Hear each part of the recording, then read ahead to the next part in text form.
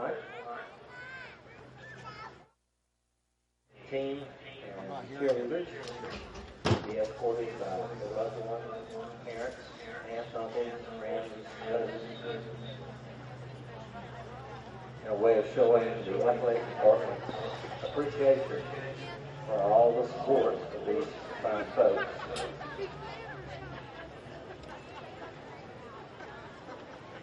First, we have number 2, John Parton, sophomore.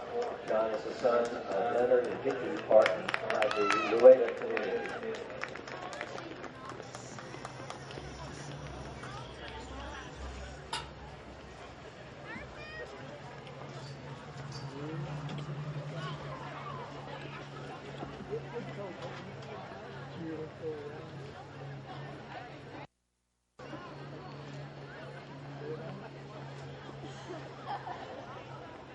Number 3, Lucas Brown, senior, escorted by his mother, Sheila Brown, his dad, Shane Brown, his brother, Jacob Wildcat, and his sister, Ayla Birdtown.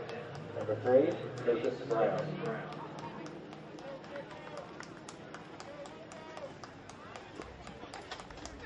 Number 4, Zach Stepp, sophomore, escorted by his mother, Chastity Stepp of Alarka. Number 4, Zach Stepp, escorted by his mother.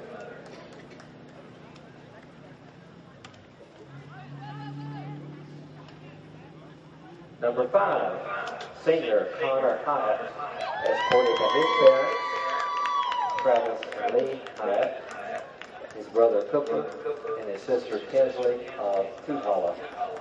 Number 5, Connor Hyatt.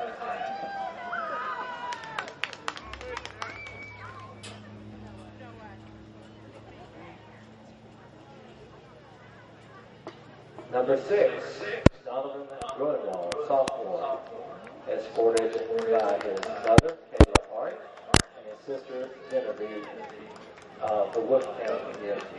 Number 6, Donovan Gruenwald.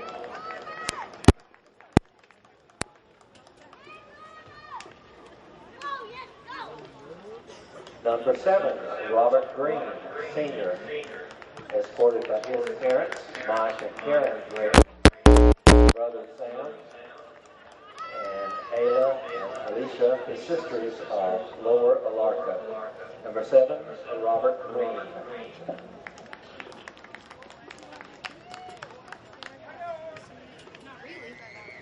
Number 9, sophomore, Cameron Blankenship, escorted by his parents, Coach Neil Sonia Blankenship, and his sister, Arizona, of Kirkland Street.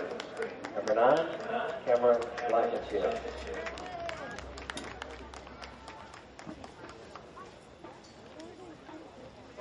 Number 11, senior, Aiden Pond, escorted by his parents, Joe and Robin Pond, and his sister, Terry, of Shoal Creek. Number 11, Aiden Pond.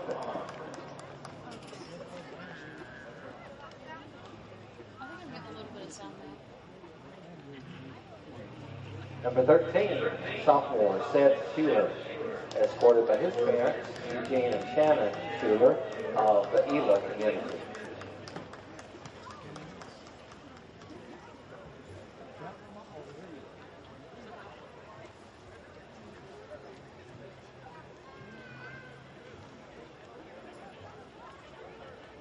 Number 14, Gavin Lanning, sophomore, escorted by his father, Max Lanning, his stepmother, Ashley Lanning, and his sister, Hazel, of Airport Hill. Number 14, Gavin Lanning.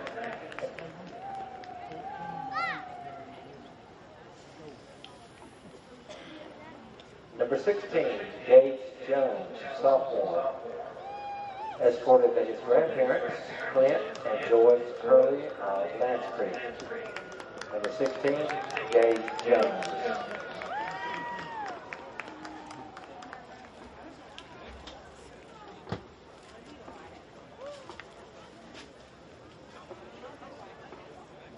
Number 22, junior, Tyson Sames, escorted by his parents, Jay and Jill Sames, and his brother Blake of Conley's Creek.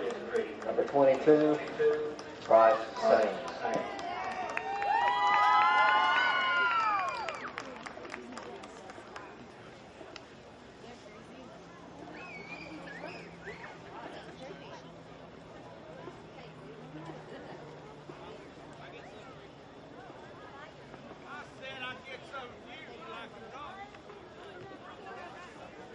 Number 25, Daniel Lawson, junior, escorted by Steve and Jermaine Sutton, his parents, Jay, his brother,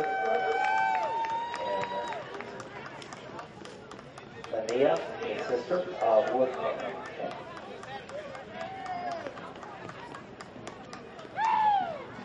Also, number 10,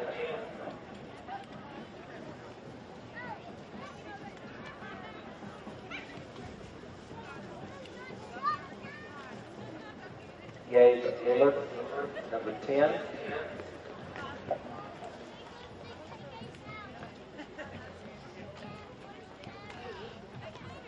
Number 30, Andrew Chavez,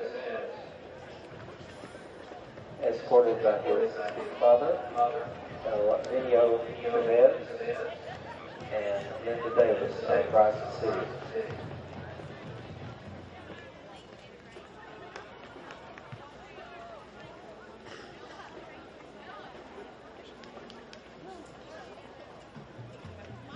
Number 31, freshman Chris Singley, escorted by Henry and Amanda Singley of Silvermine.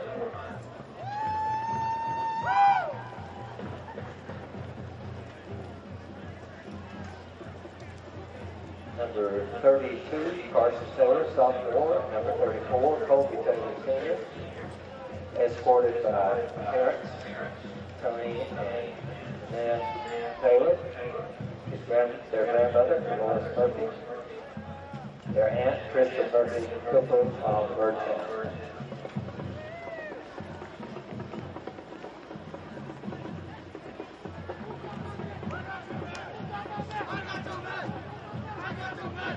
Number 33, senior Ian Brooks, escorted by his parents, John and Sean Brooks, and sister Allie and Laura Alarka.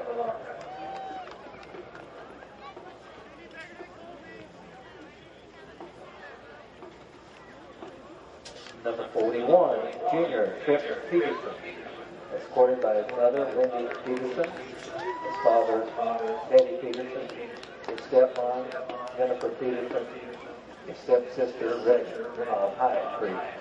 Number 41, Trip Peterson.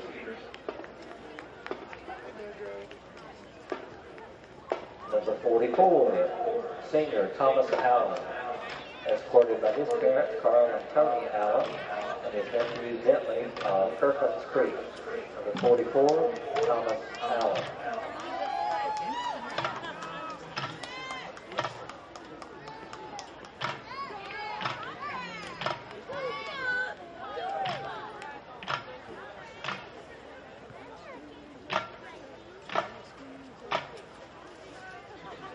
Number 47, senior Jacob Langston, escorted by his mother, Sassy Langston, his father, Alan Langston, his brothers, Dylan and JT of Bryson City. Number 47, Jacob Langston.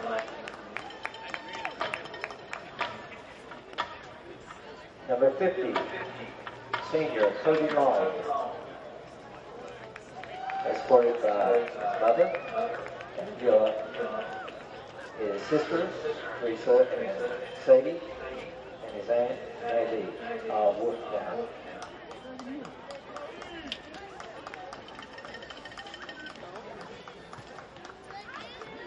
Number 51, Chase Hughes, senior, escorted by his parents, Joey and Selena Hughes of Davis Branch. 51, Chase Hughes.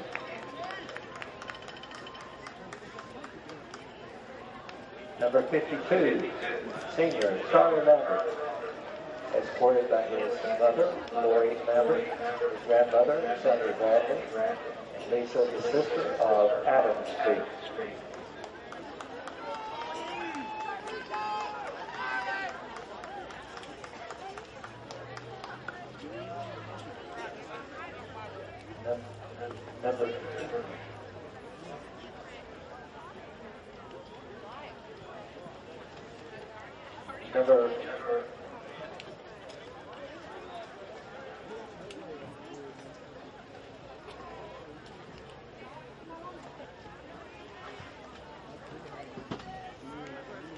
Number 55, Noah Romero Jr., escorted by his mother, Scarlett Harlan.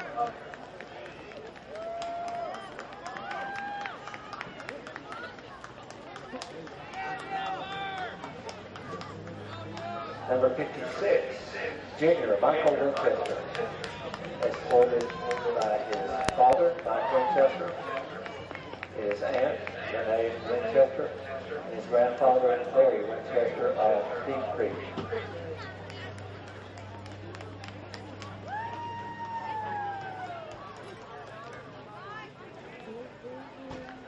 Number 59, Elias Lumpkins, senior, escorted by his mother, Arlise Smith, and his father, Ursula Watkins of Bryson City.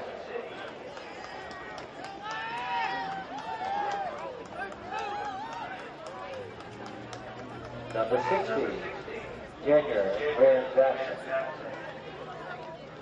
escorted by his parents, Savella and Aiden Jackson of Yellow Hill.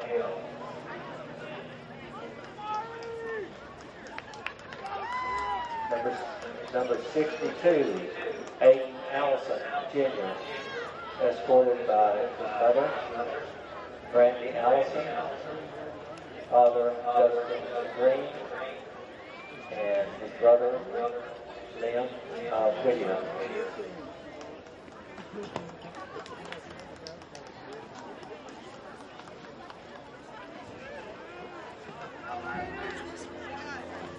Number 65, Connor Driver, sophomore, escorted by his parents, Natalie and Tom.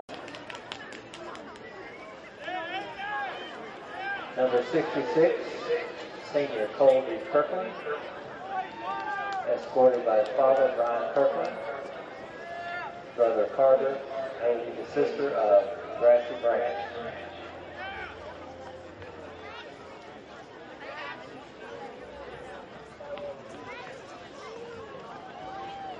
'84 Carter Kirkland, sophomore. Escorted by Carter Christian Harris, grandfather Joey Harris.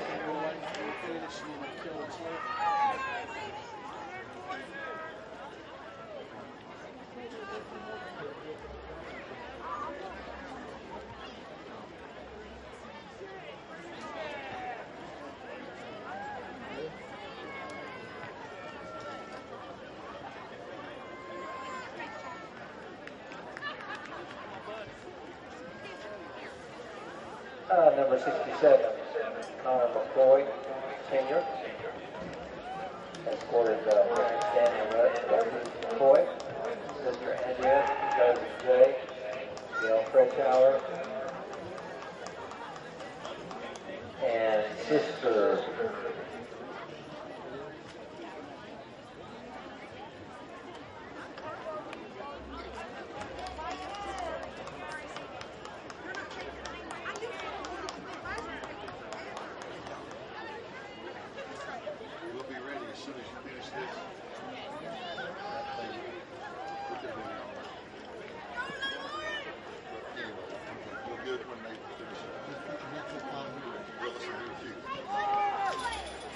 Number 68, sophomore, Lloyd Pisakeski, escorted by his mother, JoJo Pisakeski of Birdtown.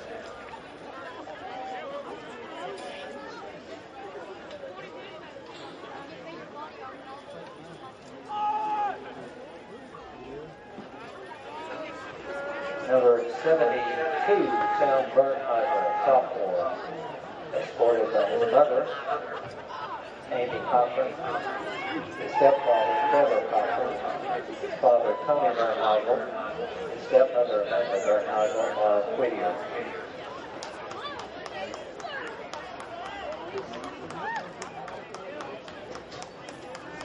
Number 75, Nick Millsap, senior, escorted by his parents, Clifford and Lynn Millsap, Lily, his sister, Evelyn, grandmother, Jean Carson, grandmother, Michael Childers, cousin, Leah and Natalie Wilcox, Grace Henry of Black Hill.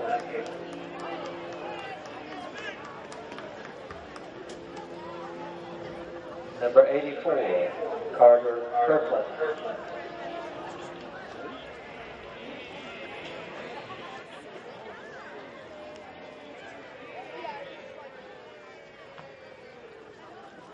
Escorted by his mother Whitney Harris and stepfather Willie Harris.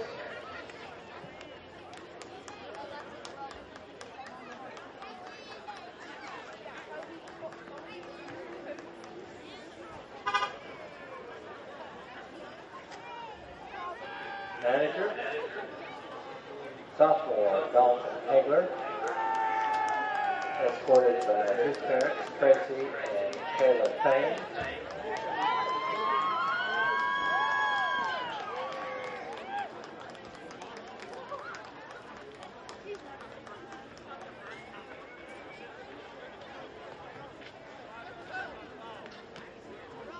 Manager, Zach Torres, escorted by Scotty McMahon and Franklin.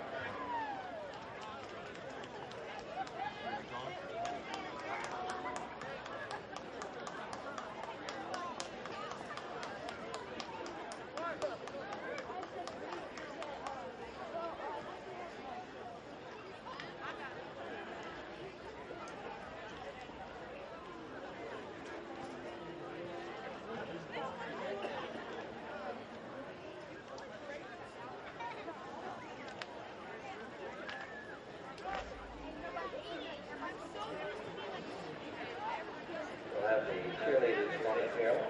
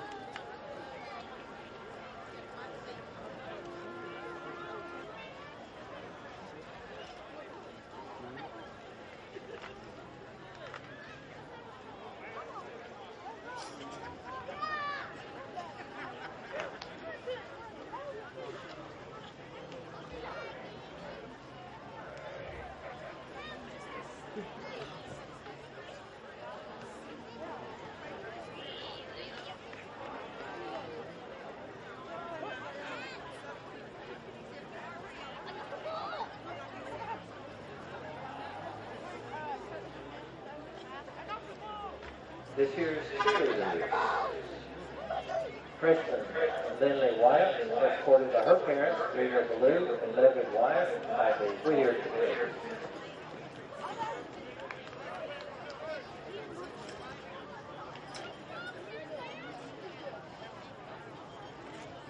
Freshman Mahala Bird, escorted by her mother, Casey Bird, of Wolftown.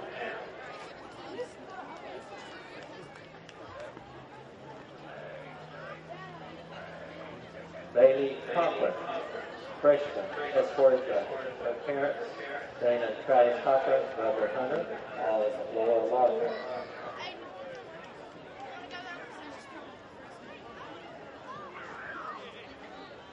Next, Isabella Garcia, freshman, escorted by her mom, Lisa Young, and her brother, Kane Lambert, of Birdtown.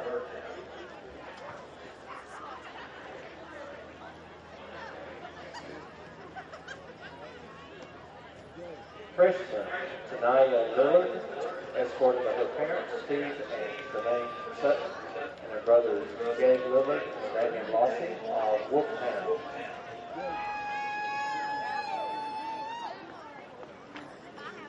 Freshman, Zenny McCoy, escorted by her parents, Dan and Rosie McCoy, and brother Hunter McCoy of Birdtown.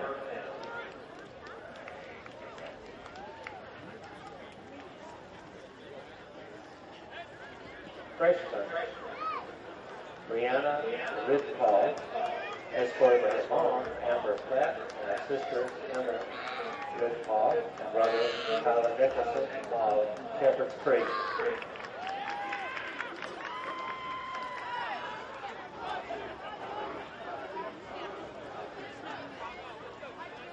Ayana Juanita, freshman, escorted by her mom, Misty Littlejohn, brothers Nathaniel and Hunter Littlejohn, and Isaiah Juanita. Freshman, Emily Waldroop, escorted by her mom, Candy Waldroop, and her grandmother, Connie Waldroop, of Birdtown.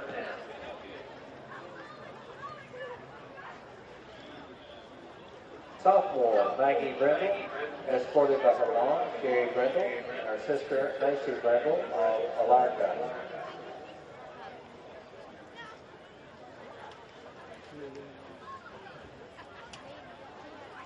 Sophomores, Chloe and Isabel Lambert, escorted by their mom, Heather Salute, and grandparents, Mary and Millie Lambert, and Jody Taylor of the Birdtown community.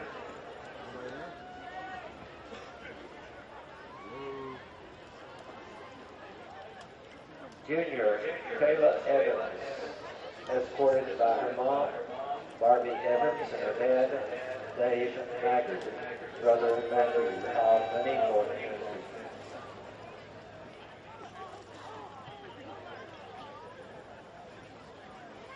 Senior, Savannah Cook, escorted by her parents, Jason and Julie Cook, grandmother Elizabeth Burns, and nephew Ryder Cook of the Galvin Creek community. After graduation, Savannah plans to attend NC State University for veterinary medicine.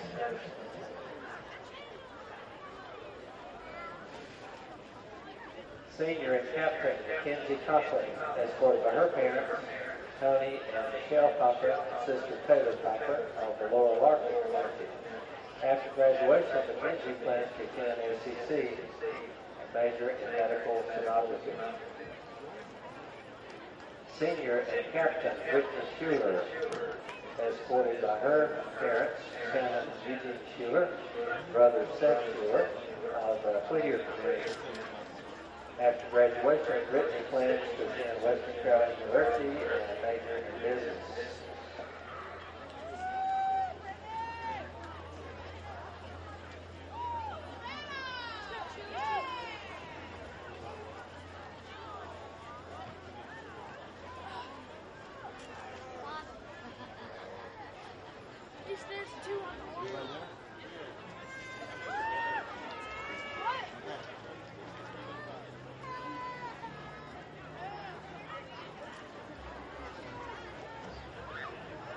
Zenny McCoy, escorted by her parents, Anna Rosie, and brother Connor. All right, I'm going to play an intro. You guys come in after the intro. Let's go.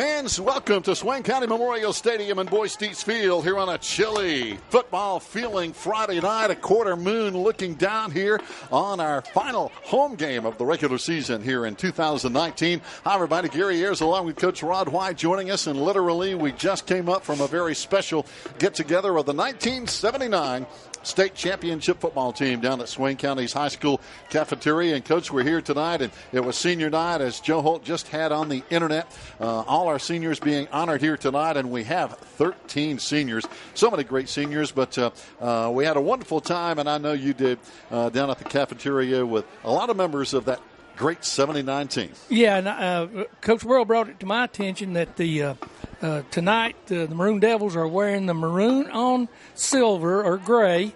As folks remember, back in 1979 was one of our favorite home field uniforms, because at that point in time I don't think we even owned any maroon pants. All we had was silver pants and maroon jerseys and white jerseys. So they look pretty neat in them tonight, and it's kind of a throwback atmosphere to the 1979 team. But, yeah, it was great seeing some of those guys again. I guess I've seen them twice since they graduated from here at that point in time. But it's a lot of fun getting back together with them and reminiscing about some of the crazy things that went on. And some of them I had forgotten about, and then some of them I hadn't. But, it was very interesting. Well, I tell you, Coach, that's of course, I started doing these games in 1975, but in 77 we went to the playoffs, 78, and then in 79, and I mentioned it down there, 79 and 2004, two undefeated teams that won state championships, but that 79 team, again, it's kind of like, I guess, everybody says, your first sweetheart. That's something you never forget, but that 79 team was special. They set the tone. They set the bar high. And as we look at all those state championships over there on our scoreboard, that was a very special group. Yeah, Coach Dietz came in here with a goal, a mission in mind, and he set it down there perfectly. And as being any head coach can sit and dream about being a state championship coach. Yeah, you may say that's ego, but why are you in it if you don't have that as a goal? And yes. We all, when I went to work for Coach Dietz, I realized it. He told me up front, my objective here is to get this community, this county, a state championship if at all possible. And I got spoiled because it was my first year in 79, and I thought, well, heck, this must be easy. But no. It wasn't easy getting there. We struggled, as you heard some of the stories down there, and somehow we ended up undefeated, winning a state championship, and yeah, it set the bar awful high after that. And Coach Dietz used to tell me all along, he said, it ain't hard to win that first one. Well, it's hard, but he said, you'll kill yourself trying to get that second one. And so it proved out right. He was exactly right about that. It's really, really hard to repeat, Coach. I have no doubt about that. Fans, stay tuned. We're just getting warmed up here at Swain County Memorial Stadium, and we're going to take a 2-minute break, and then we'll come back. Stay with us. We'll be back right here on the Maroon Devils Network.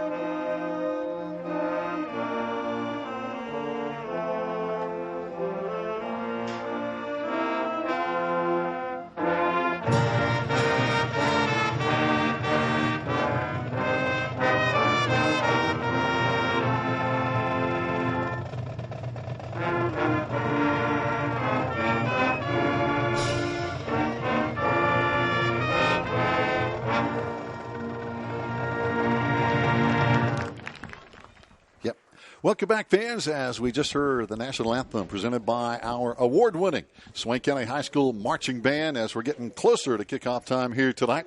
Again, we've got a quarter moon. The sky is basically clear. We finally got rid of all that heavy rain we had most of the day on Wednesday and Thursday. What rain? I didn't see any rain. Yeah. I tell you, Coach, looking down at the field, you can see a couple of wet spots, but this field drains pretty good, doesn't it? It drains great. It's a sand foundation, and that just goes to show you how much water is really out there. That's and it looks fantastic because I didn't know how much the frost would affect it as far as browning, and everybody knows that Bermuda's really affected by frost, but it's still green. And I guess it's from all the water and moisture that was in the ground, just kept it from freezing up enough to start that browning.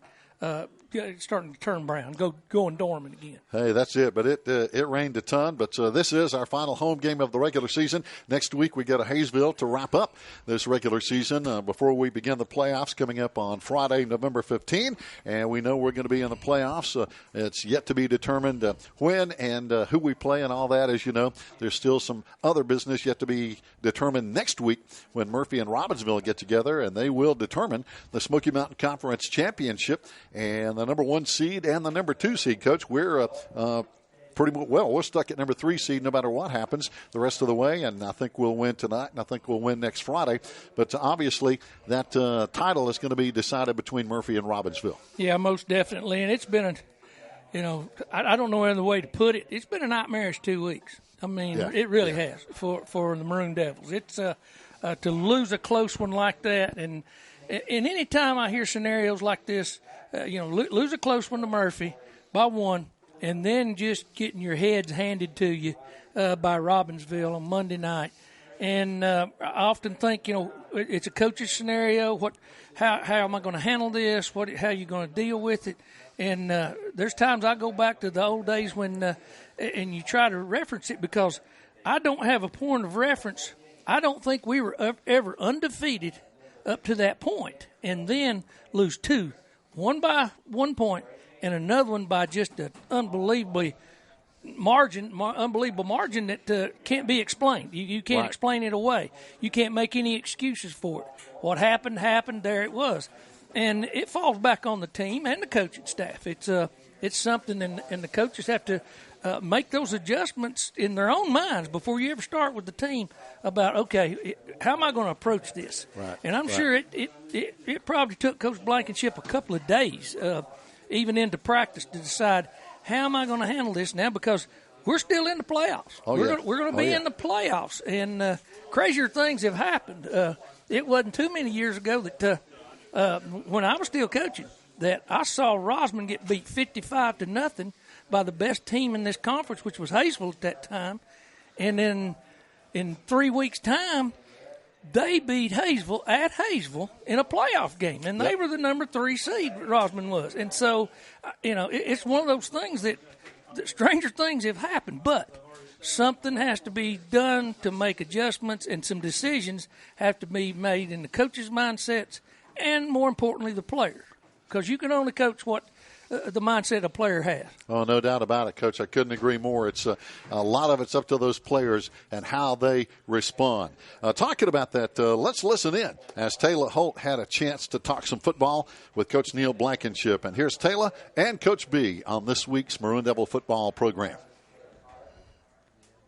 This is Taylor Holt with the Maroon Devils Network. I'm here with head football coach Neil Blankenship. So, Coach, what happened this Friday? Well, I'm still looking for answers. We're here at Thursday, and and it's a short turnaround week before we play again, and it's one of them games where it just sticks with you, and you're still trying to figure out what happened. We made so many uncharacteristic things that we haven't done all year, and the way we played, and it just wasn't who we were, and it's just trying to figure out, what happened during that game. So it's been a hard game to let go and to get back on track again, to get us going. And we got another game here coming up Friday, but it's been a tough game to swallow, and it's hard. But, we've got to move on, and we got to get ready for our playoffs, and that's where we're at now.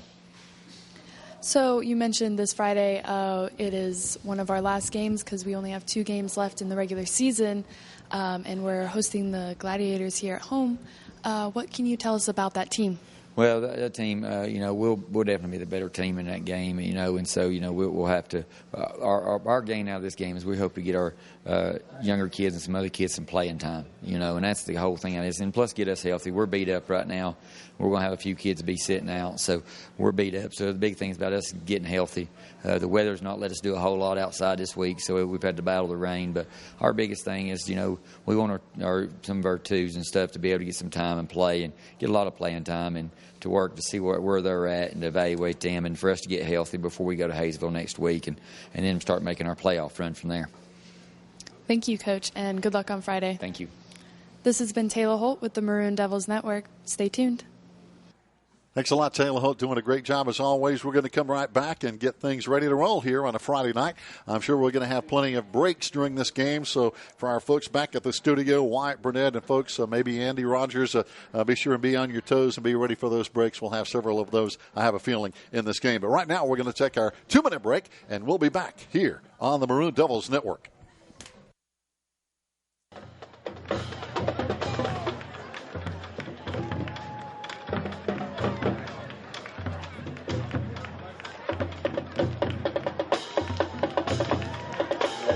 The 2019 Wayne High Maroon Devils.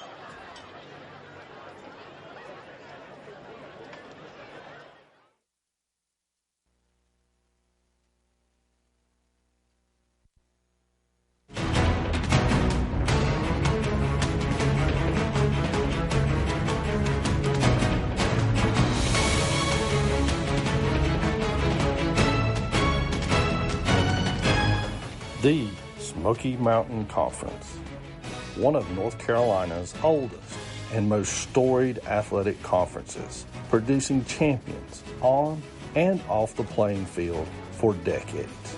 The Smoky Mountain Conference. Tradition lives here.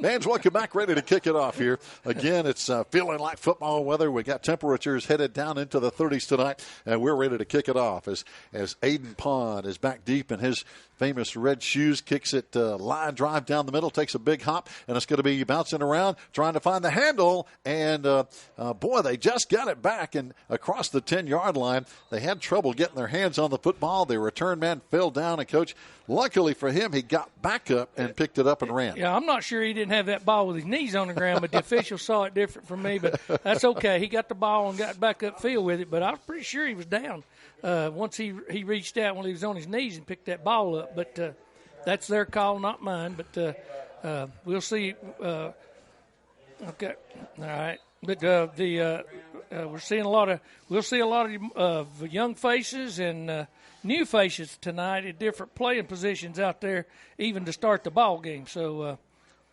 Oh, no doubt about it. it. Get started here. Matt, by the way, the quarterback is going to be Aldrich McMahon. He's going to be a sophomore, and they hand off in a big play right over the B or C gap up there outside the left tackle there, Coach. They just bust it right up there for 9 big ones. Yeah, just a simple sweep, one-on-one blocking, and the original line of scrimmage tackler kindly fanned him. He didn't get his head across him and reached out to arm tackle him, and he broke right through it. And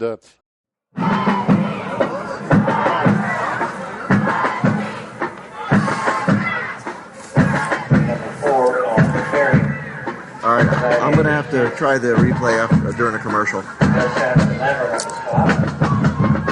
Third down and 7.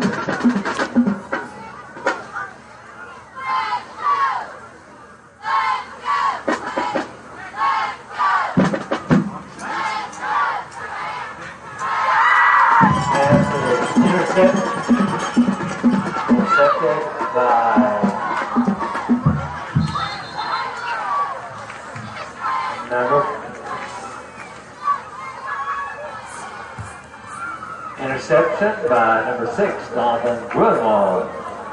First and 10, Maroon Devils.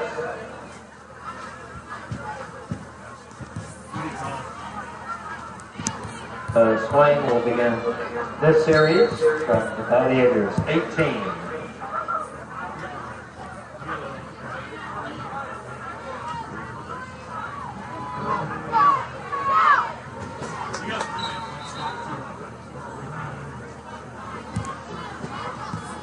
Will be Taylor to carry down to the 5-yard line for a first and goal from the 5.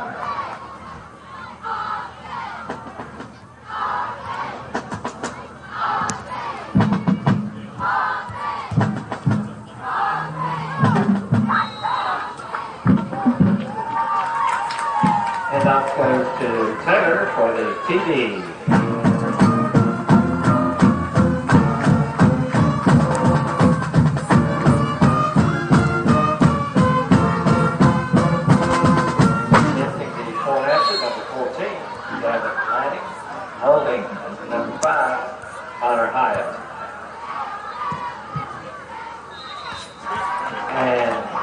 Kick is good with 9:09 remaining in the fourth quarter. Swain 7, Gladiators 0. Okay, all right, I might have replay. We'll see.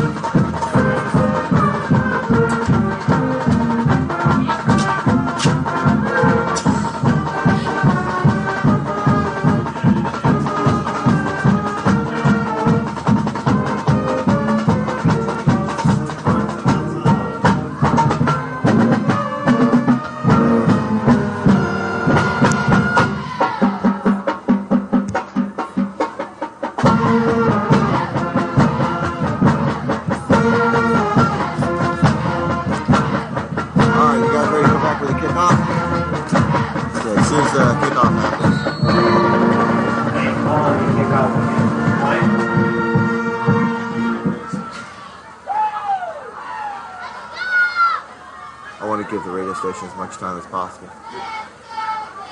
Live.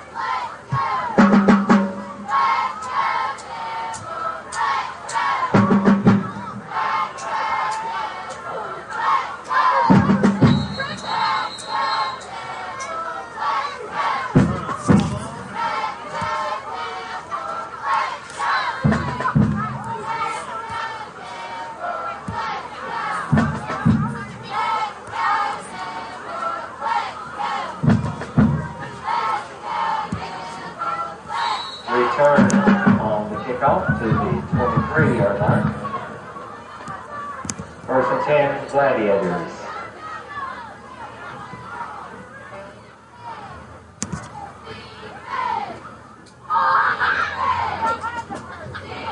For the carry for the Gladiators, Jensen.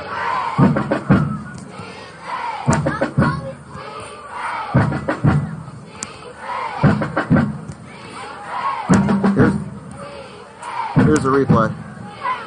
He just fell down. Second and 9 for the 23.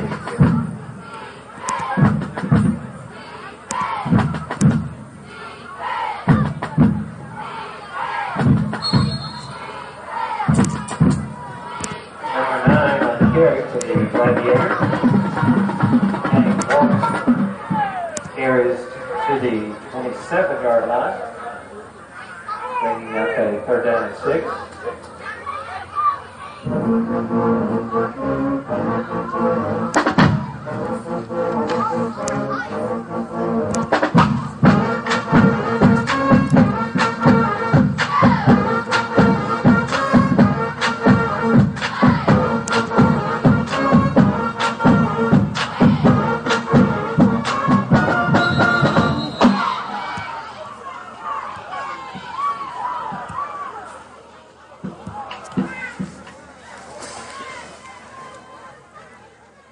Morgan on the carry.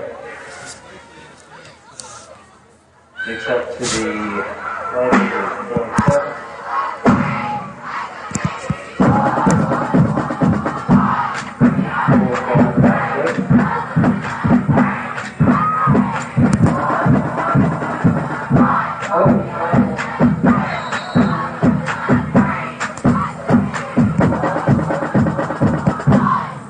Short punt will give the Maroons 1st down. The Gladiators 43-yard line.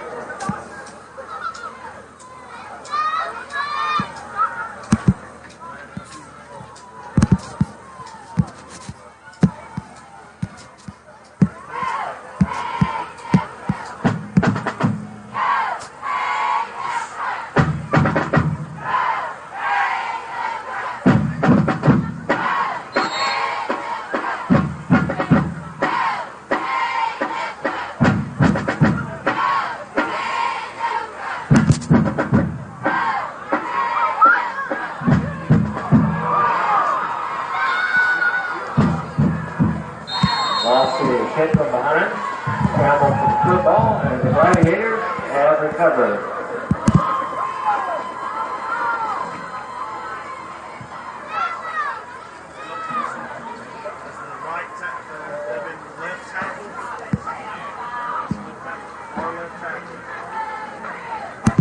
So fumble on the play, and the Gladiators will have the football. They're on the 49-yard line. Excellent field position on the Swain fumble.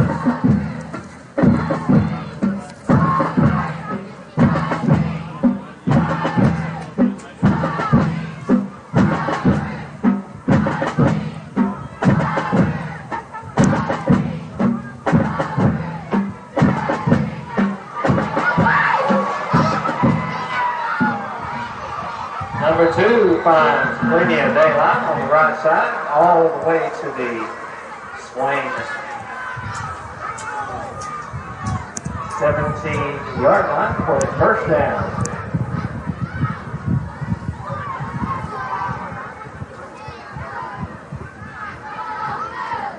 Oh, sorry, wrong play.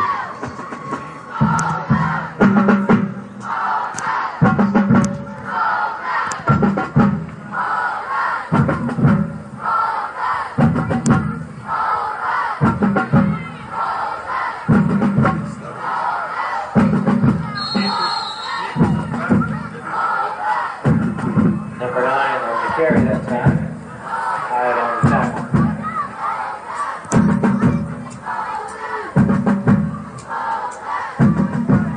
Morgan on the carry. Lost up to the 23-yard line. Bringing up 2nd down and about 16 to go.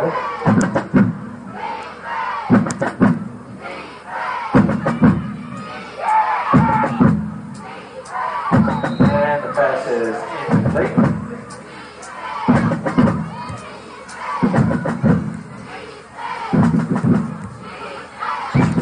So 3rd and 16 now for the Gladiators. Into the 29, number 59.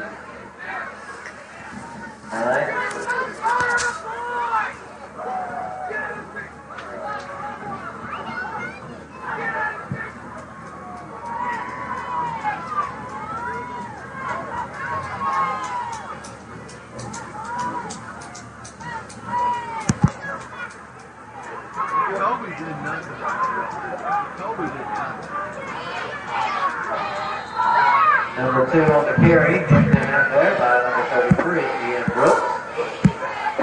4th down.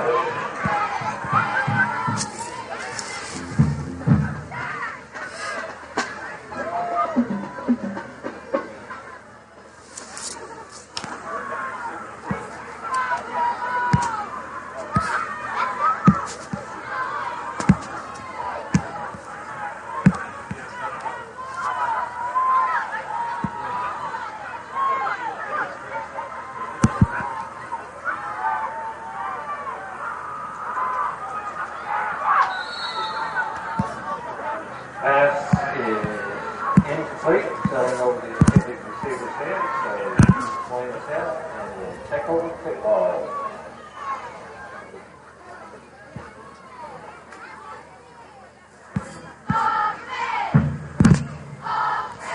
First and 10 swing, ball on the 7-yard line.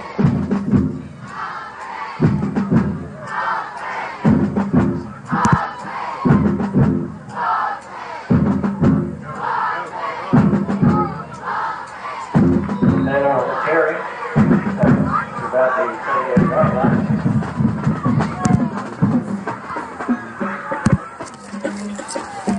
First and 10, Maroon Devils.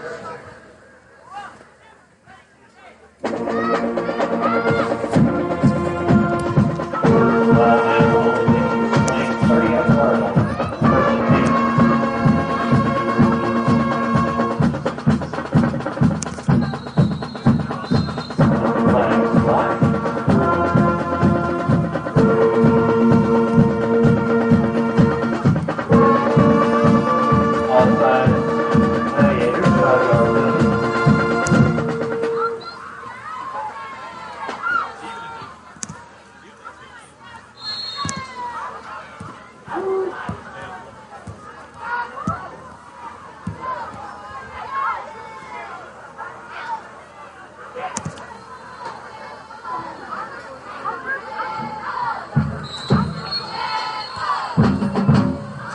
Brooks on the carry.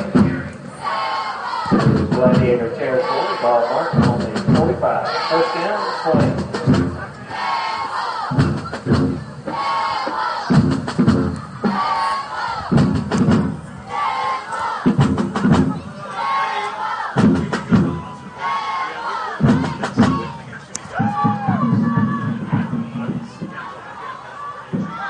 Brooks on the carry again, down to the 40-yard line.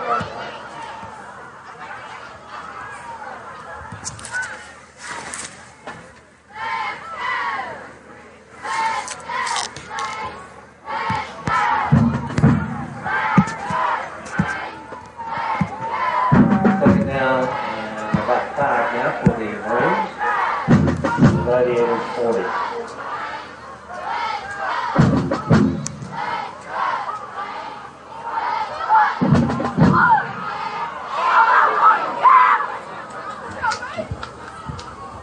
Flags fly.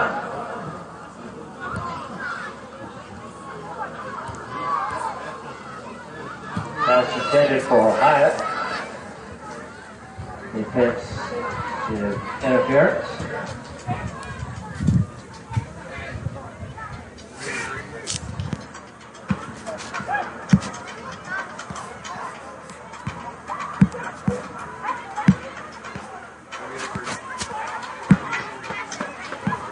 So 15 yards, good for the Maroons, a first down on the Gladiators 25.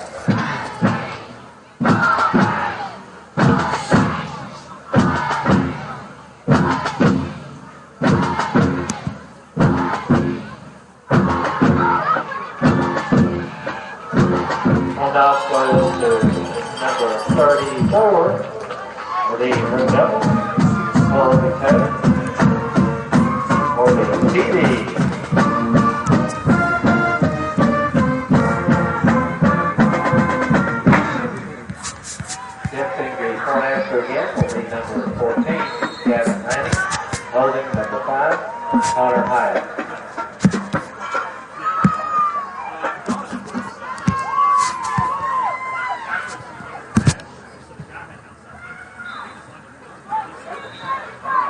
It's no good. No good. So score remains. Playing 13.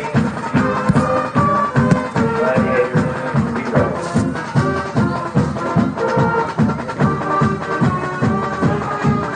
They're going to run the clock.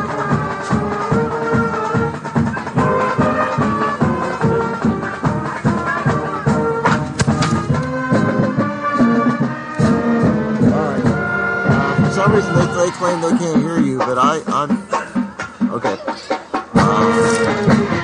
Yeah, I hear it. I'm just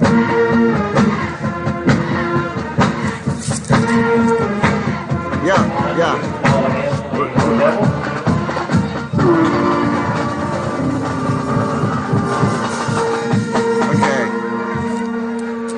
Okay, you guys ready?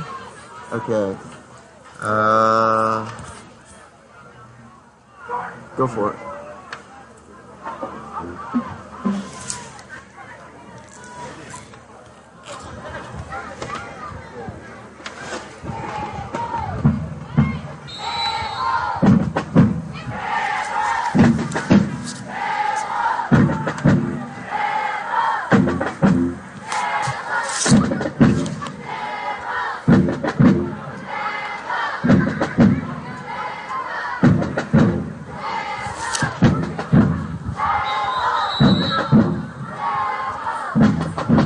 Individual. He's tall and he can run and make some moves. So I'm sure he won't be on the sidelines long.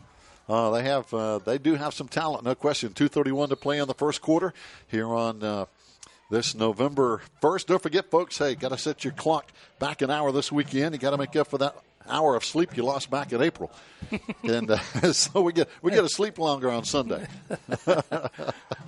A whole hour. A whole hour. So here we go. The handoff to the left side, and they kind of run into each other in the backfield. But coming up there to help jam up some of that chaos is one of our great seniors, Cody Long and company on the tackle. Yeah, that was gang tackling right there at the point of attack, and you saw a lot of Maroon helmets getting there, and that's something that was missing on Monday night. It was just there was not enough people getting to the football, and for whatever reason, and I'm sure the coaches have kind of smoked that over this week, and you could tell by the look on Coach Blankenship's face that had been a concern of his. So, yes, he didn't look good about it, and he's not happy about it. Oh, now we got a long snap. Yeah, the snap got by the quarterback. He goes back and falls on it, back at the 10-yard line, talking about Aldrich McMahon. And, Coach, we got Hayesville next weekend. Hayesville, not a pushover team. They're 6-3, 2-2 in the conference. They're playing at Rosman tonight. And Hayesville is having a pretty good season over there. Yeah, and it's at Hayesville. Yeah. And that's always a factor to be figured in, too. And it's not a gimme, and I'm sure that Coach Blankenship and the staff will try to get everybody back on board and on their horses to be ready to go. And that's it. Got to get ready for that final Smoky Mountain Conference game. This time their quarterback throws it away as, again, he had pressure coming in from Cody Long and just threw it down the sideline as he really couldn't find anybody open. Yeah, he had to get rid of that ball in a hurry, and had two receivers out there, and they were well covered. So if he'd have thrown that ball anywhere else, it would probably been intercepted. But one thing about these Maroon Devils, as we've seen it so many times in the past, I know you have, Coach, I think our guys will bounce back. I know we have tonight and next Friday to wrap up the regular season before the playoffs, but we still have time to get ready to go, so to speak. It's time to remount and reload. I mean, I'm sure they're going to have some shake-ups maybe in the lineup and some shake-ups in what they're going to be doing. Here's the punt now from the Gladiators as they punt it out. It's going to be a short punt taken out about the 23-yard line. But when they have some guys injured tonight, Thomas Allen, one of our seniors and great defensive ends, is injured tonight, not playing tonight. Also Noah Romero, Colby Kirkland, who plays both ways on the defensive line, and he's also our right tackle, injured tonight. We hope he gets better. And Aiden Allison, number 62, not playing tonight. So 4 of our guys injured tonight. Yeah. little bit of movement up there about putting people in positions on the front line. And here we got a little different play, running a sweep look. And if he keeps his feet, he's probably going to score. And he did. And that looks like Donovan Groenwald going in. Coach, you could see on that play as it developed, and we might see a replay here in just a minute, but what a great line of blockers out there. It was set up just the way you draw it up and the way you practice it. Just it's like a picket fence. You set down through there, and you assign blockers at different levels, and whoever shows up at that level, you block them. Level 2 being linebacker level, level 3 coming out of the secondary. So, and the line of scrimmage is taken care of by linemen and the tight end. So good job blocking up front. The Groenwald really had his choice of which way he wanted to run on that play. Point after touchdown is good. It's now 20-0 with 1 minute to play here in the first quarter. Stay with us. We'll be right back here on the Maroon Devils Network.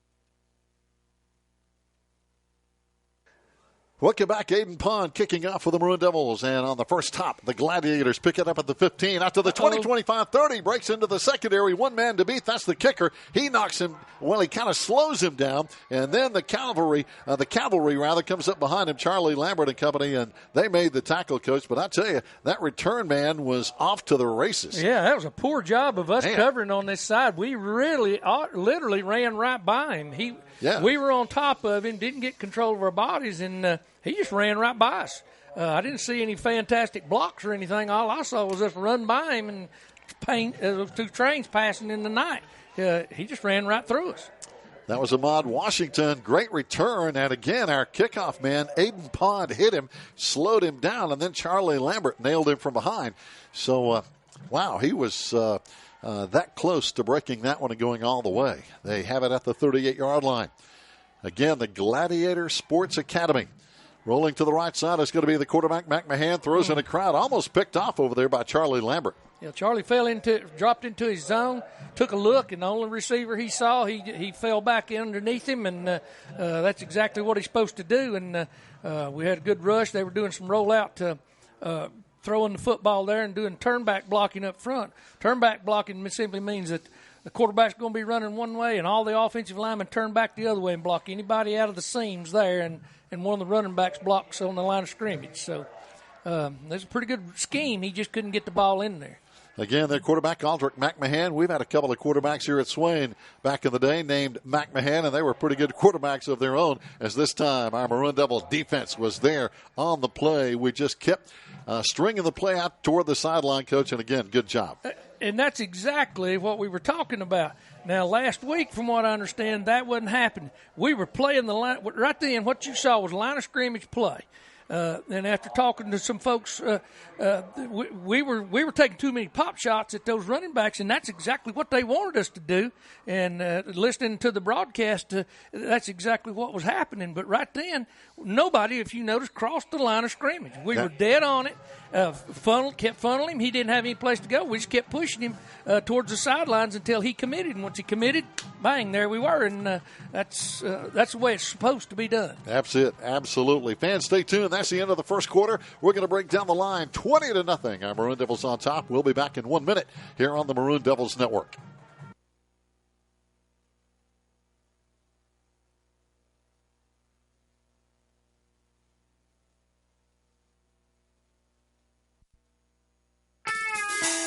This is Taylor Holt with the Maroon Devils Network.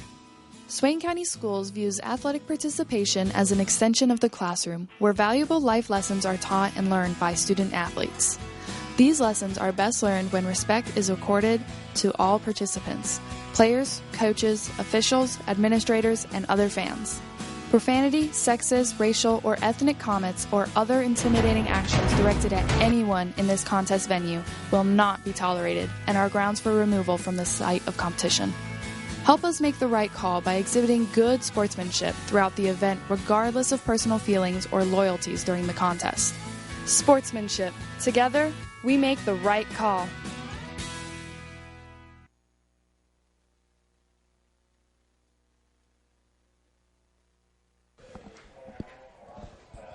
Welcome back here as the Maroon Devils and the Gladiators Sports Academy. If you're wondering where they're over from the kind of the Fletcher area, Asheville, Fletcher, part of Mills River over in there. A lot of homeschool kids that just love to play football. The quarterback rolling, McMahon rolling to the right, out of trouble. Now he fires and he throws it away down the sideline. And Coach, we're putting a lot of pressure on the quarterback, and nobody's getting open in the secondary. Yeah, we're doing a great job of coverage. He's very elusive. He's feeling the pressure, and I guess during the season he's learned how to get away from some of that, and so far he's getting away from it pretty good, and he's trying to find receivers open, but so far he's not been able to get anybody completely open, and but he's turning it loose. He's going to throw the football, or in a minute, if he gets enough room, he probably will pull it down and just run with it. And the intended receiver, Christian Sigmund, one of their seniors down there in the secondary. But again, he was covered well from the front and behind by the defense. Fourth down now, and a couple of times they've just kind of had a quick kick. And now they're going to call a timeout on the field on the first few seconds of this second quarter. But again, Coach, honoring that 1979 football team here tonight. They're going to be honored at halftime. And I know that was a big year for you. I think that was your first year as a coach on the Maroon Devil staff here. And man, oh man, that first year was pretty special. Yeah, like I say, it spoiled me. It was came in here with some great players, and like the story Coach Deitch told down there, we scrimmaged Tuscola, and they absolutely tore us to pieces. We didn't look like we'd ever played the game, and at 2 o'clock on Monday morning, actually, we met on Sunday night, and at 2 o'clock we decided we did have everybody in the right place after we'd moved everybody on the team over the weekend to different positions, and we didn't have them in the right spots. And doing what coaches do, Coach Deitch just kind of looked at us and said, they're in the right place. We're just not doing a good enough job coaching them. So we changed the way we approached the players and changed the way we approached everything we were doing. And the next thing we knew, we were who they, they got to the point where they should have been, and then it just flew up after that. Yeah, and it was so good to see a lot of coaches. I know Bob Thomas was there tonight. Coach Billy Jenkins, Jerry McKinney was there. Gary Reese was there. So good to see Gary Reese there. And, of course, Coach Dietz and Jim Cosby. Great that he came all the way up here and made an appearance here. He was the superintendent back in '79. And a great superintendent he was. He was. He did everything in his power to help us achieve our goals up here as a football program. He really did. Fourth down, they're going to go for it. They throw down the middle. It's going to be overthrown. Connor Hyatt actually got a hand on it, but they threw it just too tall for the receiver who broke his pattern off at the 25. Yeah, and I think at the last minute, Connor was like, "Oh, that's fourth down. I catch this thing. Just we'll get the ball back up there and let it go." Yeah. Good decision by Connor just to let that one go. He reached out, and then he was kind of like, I better let this one go. Good call. And he's a smart kid. Oh, yeah. And sometimes you forget because your instinct is to go get that ball. But But Connor's a smart guy, no doubt about it. First down and 10. He's another one of our seniors here tonight as Damian Lossy hands off, and here comes Ian Brooks. He's into the secondary as he rumbles and stumbles all the way down to the 39-yard line of Sports Academy territory. Yeah, they're trying to pack several bodies into the box that time. I saw at least 5, maybe 6, and there again, simple veer play. Just the inside veer that time to the tight end side, and I don't think we're going to go away from a whole lot of that right now. So, Maroon Devils against split backs. Wide right, it's going to be Lucas Brown. Wide left, it's going to be Robert Green. And we run it. And here we go again. And still running. And again, we've talked about this. Ian Brooks has that kind of a motor. I don't care who you're playing. he just has a motor that revs pretty high all night. Yeah, he kept running his feet right there, hit several times after he crossed the line of scrimmage, and just kept digging, and making forward progress, and make them tackle you. Don't make it easy on them, and hang on to that football, and every yard you get is getting us closer to that end zone. And again, another senior in the backfield along with him is Colby Taylor, 2 seniors. Behind our quarterback, who's only a junior, Damian pitches out. This time it's going to be the other Taylor, Carson, right side, touchdown, Maroon Devils for 32, Carson Taylor. Yeah, I'm not going to say this is predetermined, but I'm pretty sure that Damian was told not to carry the football a whole lot tonight. That's not going to be one of the things that they're trying to achieve. He probably read the dive there. It didn't look right to him. He kept it and pitched it almost immediately as if to say, all right, it's your turn, Hey, good run over there, too, and good blocking to seal the Gladiators back inside and open up that side of the field. Now for the PAT, again coming on, is going to be Gavin Lanning. We're up 26-0 here with 10:50 to play in the second quarter. And this one is going to be up and good under this chilly sky, Coach. Good cool night. Feels like football. Yeah, about one of the first that we've had in a while. It's you got to have this kind of weather to show what kind of condition you're in. And that hot weather football, the older I got, even as a coach, the worse I really hated it. I hated it for the players. I really did, because it takes so much out of them. And ball games like this do, but when the weather's cool and it's not just blistering cold, and even when it's blistering cold, you have to make allowances for it. But on a night like tonight, you ought to be able to play all night long. Yeah, and we have so many kids, maybe not tonight because we're going to be playing a lot of people, but normally we have so many guys that play both ways. That's a huge factor. Oh, any time, especially in the Smoky Mountain Conference, very few teams have a solid offense of one group of people and a solid defense of the other. So many of them have to play both ways, and on special teams that it just takes a lot out of a young man.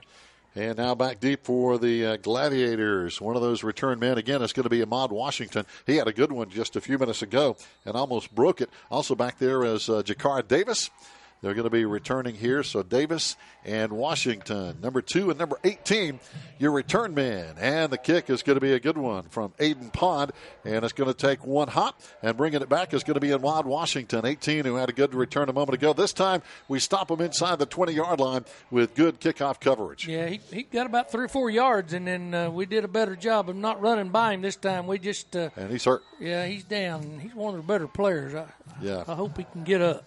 Yeah, he took a hard tackle down there as they're working on him down there. And while they attend this young man, we hope he's okay. And again, that is the return man. That's going to be Ahmad Washington, number 18. We'll take a break, and we'll be back. Stay with us. 1 minute timeout here on the Maroon Devils Network.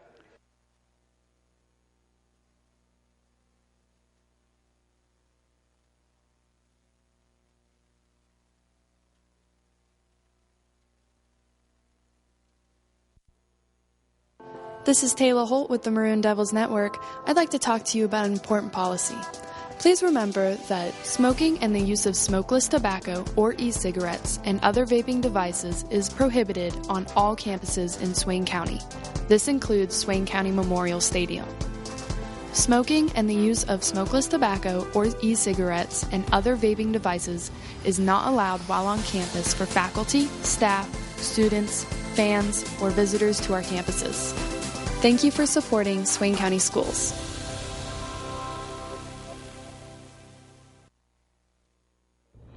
I'm Taylor Holt with the Maroon Devils Network. Thank you for watching. Please like and subscribe. And if you enjoy our videos, please hit the notification bell down below so you can get a notification every time that we upload a video.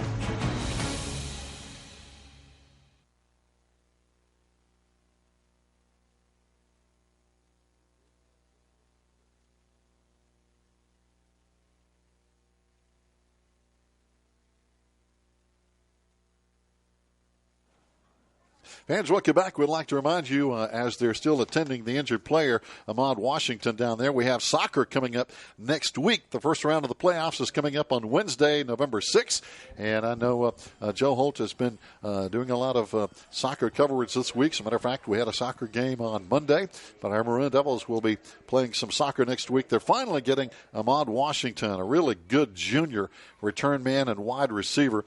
And, Coach, he's being helped off the field. He's really not putting much weight on his left leg, and we hope he's going to be okay. Yeah, he's one of the better players there, if not one of the best players they had on the field right there, and he'll be sorely missed. And they don't have a whole lot of substitutes over there, and so this could get interesting as to whether or not they should have one or two players left to help finish the game, but who knows about the wide receiver position now? Oh, no question. They only have two other guys over there on the sideline beside the injured Ahmad Washington that are dressed out. So they only have a couple more kids who would be able to come on and play as they toss it and sweep it out to the left side. Not a bad gain. 5 yards over there out across the 23-yard line. Yeah, he just banged that in there himself. The young man who was carrying the football, he realized we were stretching that thing out, and he just decided it was time to make a move up into some bodies, and his forward momentum was able to carry him there for about 3 yards. Good job by Kane Morgan, number 9, one of their sophomores. Again, a good sophomore class. They have 7 sophomores, several juniors, 5 seniors, and a freshman on their roster. And, again, some of their coaches, Coach Bennett, their head coach, along with Trevor Foskey, Ken Merritt, Kenny Stepp, and Vince McMahon. And, again, a lot of volunteers helping these kids, homeschooled, who just want to come out and play for the love of the game. And we have a whistle blowing this play dead. And it looks like timeout called by the Gladiators. Yeah, I believe with that young man that's out there injured, I think he decided to take a timeout and make some adjustments with who's playing where to try to give them the best chance they could to get the ball up, start moving it upfield. And they are still attending to Ahmad Washington. They're a very good receiver and return man over on the side of the field. And, Coach, we were talking about cold weather, and I know Coach Dietz had a funny story about the 79 season when our guys like to be tough, of course, and go out with no warm weather gear. And Coach Dietz actually obtained some warm weather gear from Western Carolina University, but I don't think it ever was used. It was in boxes on the sideline at Central Davidson. And he had it there, but Boyce is more superstitious than what people think about certain things. And one of them was that that ball game was so close, he was afraid if he pulled that out and put it on the kids that were on the sideline freezing to death, that it would change the game. And it was a close ball game, hard fought, and we ended up winning the thing. And but yeah, we loaded them right back on the bus, and they're just as warm as toast. Here we go as they swing it out to the left side. Pass incomplete behind the line of scrimmage. And but I can understand, hey, if things are going okay, don't change it, right? Yeah, if it ain't broke, don't fix it. But he was he took them down there with good intentions. Had them put them on the sidelines. They were they heated in these boxes, and yeah, but we never. We didn't even, I don't think he even told the players about it after it was over because he was kind of ashamed. But yeah, there was young men standing on there freezing themselves to death there in the course of that night. That was a very cold night at Central Davidson. As this time the Gladiators try to throw it over on the sideline. Pass is going to be actually thrown to a guy who was open briefly, but it's going to be incomplete over there. And so now the Gladiators 3rd down and still 7 coming up. Yeah, he had the right idea. He was trying to dump it over the linebacker's head there to a receiver who had kind of stopped running on the sidelines there because he didn't have anywhere else to go, and he tried to drop it over and just overthrew it. Pass intended for Edgar McCarty, sophomore wide receiver over there, incomplete. 3rd down now, and with the play clock running, we've got a penalty. Oh, man. And now it's ineligible receiver downfield, so with that being said, it's one of those deals where I'm sure one of those offensive linemen wasn't real sure what was going to be going on with the football. He couldn't see it, so he got too far downfield. So now it's going to back up the Gladiators, 3rd down, and just over 11 yards to go here. But again, it's good to feel some cool weather in the air the night after Halloween. You're probably sitting around the house if you're watching or listening, munching on some of that leftover Halloween candy here on Friday night. So yeah. Now Maroon Devils are going to bring another new man in on defense. Trip Peterson comes in on the defensive side. And he takes the place of one of our seniors, Charlie Lambert, Tripp, as a junior.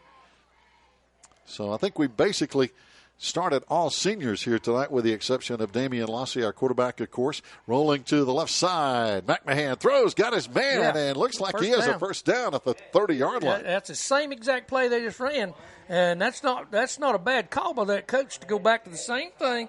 The young man was open, and he got in behind the linebackers, and when you run what we used to call a bench route, it's 2 outs, one short and one a little bit longer. It puts those linebackers in a bind in the secondary also because they're running them off with outside receivers. So it puts your secondary and linebacker position players in a bind. So that was Edgar McCarty, number 26 on the receiving end. This time they have twins on the right side, first down and 10. Probably going to do the same thing over here. Yep, running a bench route again. No, not a bench this time. They ran a post in the middle, but good coverage by Lucas Brown. Yeah, they tried to get him a little further upfield this time, and same guy. Same guy. They just run it to the twin side, but this time they ran a post route in the middle of the field to try to hold the free safety out of it. But this time the corner was able to be out there to help make that play. Yeah, we had him covered from the underside and the backside as well. So good pass coverage back there. And this time they're going to bring another receiver out here to the right wide side. It's going to be Nick Wilson. And looks like we got single coverage on him. Twins up on the far side. And this time they're going to run it right up the A-gap or try to. But, boy, they say no. Got a penalty flag coming in as we had several guys on the tackle. This may be a horse collar call right here. Yeah. He's talking about where you can put your hands. Officials showing him that he grabbed him by the back of the jersey and slung him, or back of the shoulder pads and slung him down. I don't know. I disagree with that. I can understand it out here in the middle of the field if you're chasing a guy and jerk him down from behind like that. But in the line of scrimmage, I don't understand how that could be an issue because in there, that's trash tackling. Yeah. It's what we used to call it. You tackle anything that you can get your hands on besides a face mask. That's it. A foot, an arm, a leg, around his waist, underneath his chin, anything you can get arms on and your body on. That's what you tackle with. You get after him. Yeah, first down and 10 now after the penalty for the Gladiators. After that horse collar tackle penalty, they run it to the left side, and again, good coverage over there by the defensive front. Yeah, a lot of good pursuit that time and a lot of good body position and taking on blocks and staying squared up just behind the line of scrimmage, not too far, but just behind and being able to make that play. And that was a good play over there by Cody Long and his buddies over there. We still have some of our regular starters in there on the defensive side of the ball right now on second down and 13.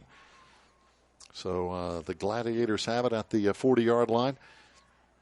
And again, they're going to line up this time in the pistol again. Twins on the left side with 8:15 to play in the second quarter. Rolling is going to be McMahon, looking, firing, in traffic. But this time he had a guy down there kind of open that had a couple of steps on the secondary, but just kind of underthrew him. Yeah, and they used a counter move that time. If you're watching it on the broadcast, you could see the counter move he made. He faked the play they just ran and rolled back out the backside, and the receivers delayed just a split second and then went into their routes. It's a real good design play, and our secondary didn't bite on it. I mean, they realized that it looked a little different, and when he rolled back out to this side, we had him covered up. So now same set, third down, 13. And the two running backs in behind McMahon, the two receivers up on the high side. He turns and just hands it off to the deep man in the backfield. He tries to turn the corner, gets a couple of yards as he does get out across the 40-yard line. Good job over there by Jakar Davis for the Gladiators. But now with 7:56 to play, it's still fourth down and 10. And our defense, good pursuit. They're good. There again, on the line of scrimmage, making the play. Up and down the line of scrimmage, forcing it to the boundary, which is your extra player. That's it. And the longer you make him have to make a decision, the more help you're going to get from inside and from behind you. If you're out there taking on a block, don't be in such a big hurry. You want to go ahead and make that tackle. If he makes a move, you got to make that tackle. But you want to get your help there from inside and from behind you as fast as possible. Now a timeout on the field by the Gladiators. We'll take a break as well. 7:23 to play second quarter as our Maroon Devils lead 27-0 back in 1 minute here on the Maroon Devils Network.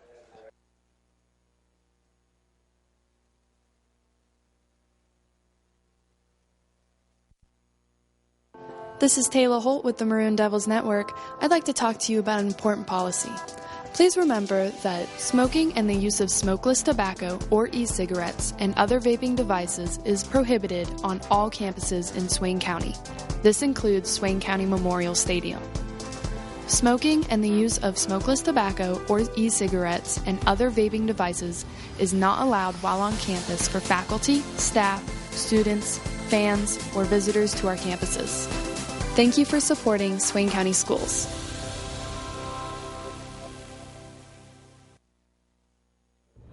I'm Taylor Holt with the Maroon Devils Network. Thank you for watching. Please like and subscribe. And if you enjoy our videos, please hit the notification bell down below so you can get a notification every time that we upload a video. Okay. Fans, welcome back. As after the timeout here, we're going to have a penalty flag thrown against the Gladiators as they had a false start, going to back them up 5. So now it's going to bring up 4th down in 15. And obviously we're going to get the ball back here, Coach, on a punt, I would assume, from the Gladiators. But, hey, last time they went for it on 4th down. Yeah, you don't know by the way they line up because they punt out of the same formation that they run out of. So it's pretty curious as to what they're going to do. So now they line up, and actually they're just going to run it on 4th down, and nice run out across the 45-yard line. They get a bunch of those yards back at the 46 before being forced out of bounds over there as Nick Wilson is over there blocking for their running back. Looks like number 2, and that's Jakar Davis again, but it's going to be Maroon Devil football inside their territory. Yeah, he just split the defenders there, and a blocker on each one of the defenders, and he split them, and we had to get some help from inside to make the play. So now, 1st down and 10 now at the 45 of the Gladiator Sports Academy. Going in motion briefly, Lucas Brown sets up on the left side. Now the tight end flips to the right side. That's Jake Langston, also our leading tackler this year, having a great season. As we run to the right side, Ian Brooks has some room over there. Down the sideline, cuts back inside, runs over one of their guys all the way to the 15-yard line, and Ian Brooks runs physical as well. Yeah, that's the first time we've seen the sweep tonight out of that formation, and just a hat on a hat out there, reach blocking and single blocking and stalk blocking, we used to call it, by receivers, just getting on them and fighting them right there, not letting them off easy and making them have to try to make a play on the ball. So now 1st down and 10, Maroon Devils inside the red zone at the 17 of the Gladiators. 6:49 to play with a 27-0 lead. And the familiar split back veer set for Damian Lossey as he turns and hands off. And here comes Mr. Taylor running inside the 5-yard line. As, again, good solid run this time from Carson Taylor.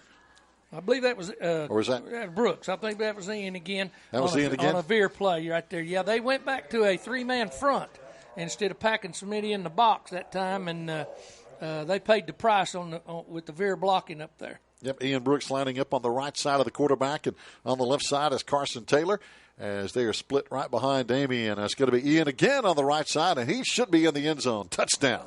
Yeah, veer blocking again, just blocking everybody down.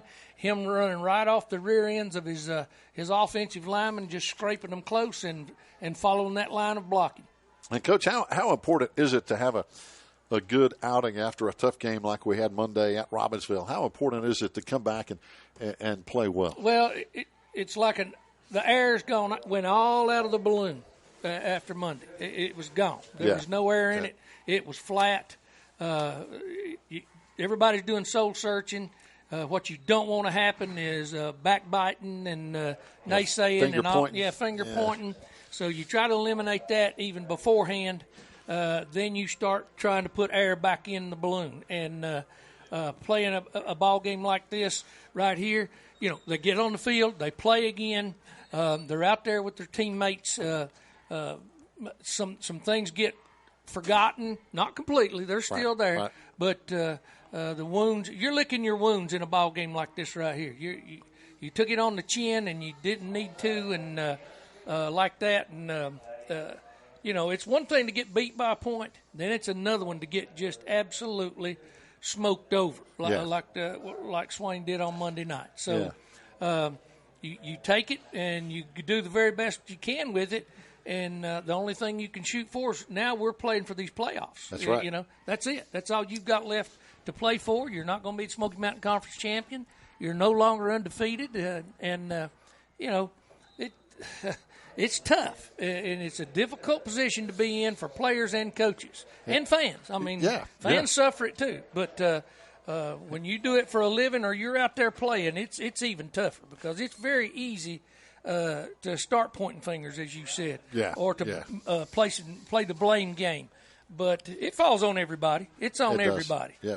And, Coach, you know, in a lot of ways, as you said, some things you don't want to forget. You got to remember, especially the mistakes you made that you got to improve on and get better on. But in some ways, as players and sometimes as coaches as well, you got to have a short memory, don't you? Some things you just need to put behind you and go forward. Yeah. Now, we're talking about Monday night they played, and here it is Friday. This is a short week, and you hear all about that during the pro games and the college games. You know, you got to have – but your memory has to, you got to be able to wipe it out, and you got to get right back out here and practice and play. And, you know, you got one or two choices. You either get back in the boat or you jump ship. That's it. That's the only two choices you have left. Yeah, keep rowing. Yeah. Keep rowing, boys. Here we go as we're ready to kick off now. 34-0 lead, 6:12 to play, second quarter.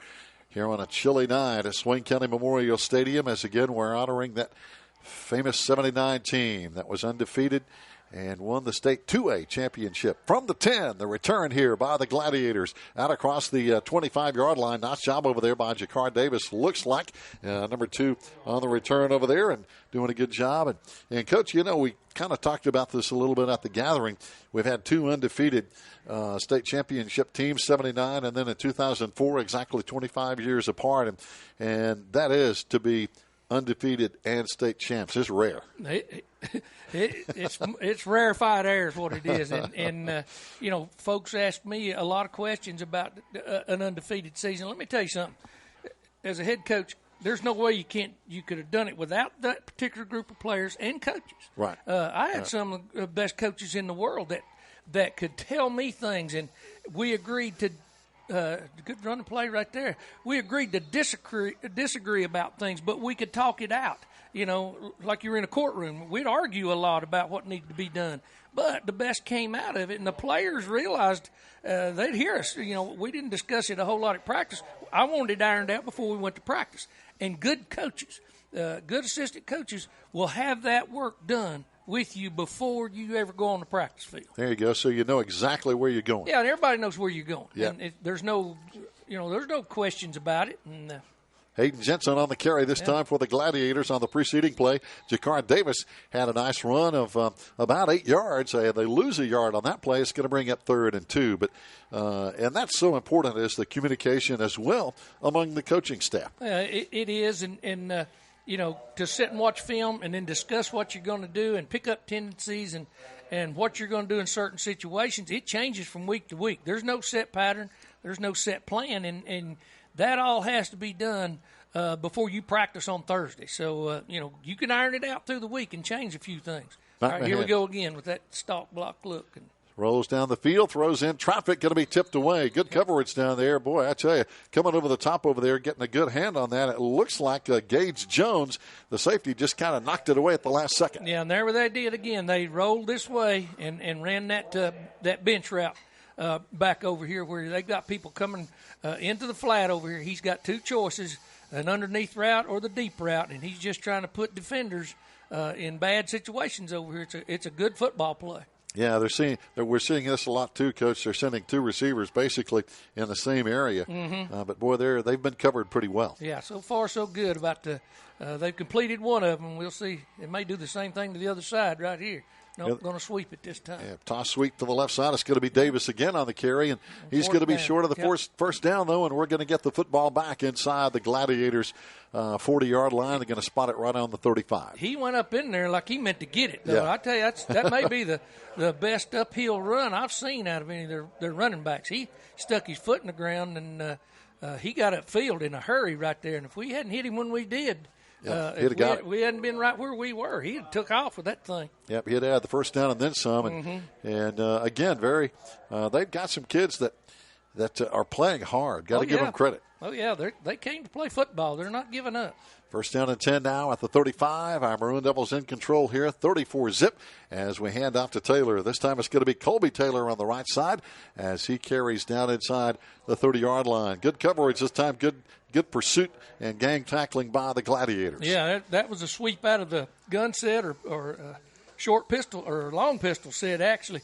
But out of that gun right there, it looked a whole lot like a zone play, but we blocked it just like a sweep, and which is basically a zone play. It's reach blocking by everybody and stalk blocking by the receivers. So now second down, we need 3. And at quarterback, by the way, got a new man. That's going to be Connor Hyatt under center, and he turns and hands off and just right up the A-gap for a big first down. Yeah. And again, just power running up front, and our offensive line doing a good job on that play on the run by Carson Taylor. Run midline again and blocked everybody down, and we probably see them pile more in the box now since we've gone back to running that. But good mixing up of plays, get it to the wide side. Now they're going back to their 3-man front, and linebackers are playing linebacker depth and kind of cheating there. They came after it. Yep. Lost the snap, and a lot of people around the football. Did they get it? Yes, they did. It's going to be Gladiators football as the snap never really got completed. Yeah, got on the center quarterback exchange. Somebody's foot got tangled or somebody's arm didn't get far enough up, and don't know whether it was. Anytime it's between the quarterback and the center, it's everybody's fault. You can't blame one or the other. There's something that's not right there. And Connor being up under like that, and he's not there every day, you can expect that kind of thing to happen. You don't want it to, but you kind of got to expect it. It does when you're not used to taking a whole lot of reps. This time, McMahon rolling for the Gladiators, and he's just going to have to run out of bounds back at the 15-yard line. As he got in trouble, Coach, and he just had no other choice on that play at all. Yeah, we were after him from the get-go, and his receivers were covered up, and he just decided he'd better string that thing on to the sideline. So, again, glad we got our audio good and for our folks back at the station. And we got right now second down and 12. So, got our defense coming after the running backs. 3:22 left to play here in the second quarter. Yeah, and here goes Coach Blankenship's going with his wolf front look, and they're going to try to run a sweep. And running back and the quarterback ended up grabbing it at the same time, and running back just pulled it on down and took off with it. Ian Brooks coming over there on the tackle. Also on the stop is Lucas Brown. One thing we're seeing out there, our Maroon Devils, patting these guys on the head and on the shoulder and say, hey, good play, guys. They know what the situation is here tonight with the numbers on each team. And so we're seeing a lot of a good sportsmanship out there on the field. Yeah, they recognize the fact that these guys, they're not in the same situation that a public high school team is in where they have the advantages. These guys are, like you said, homeschooled, and this is something they do because they love to play this game. That says a lot for their character as they try to run to the left side, but we're not going to let them. Charlie Lambert and company, bunch of guys over there on the stop for the Maroon Devil defense. Ian Brooks again on the tackle, so we've got people coming from every angle. Charlie Lambert again, and a lot of these seniors.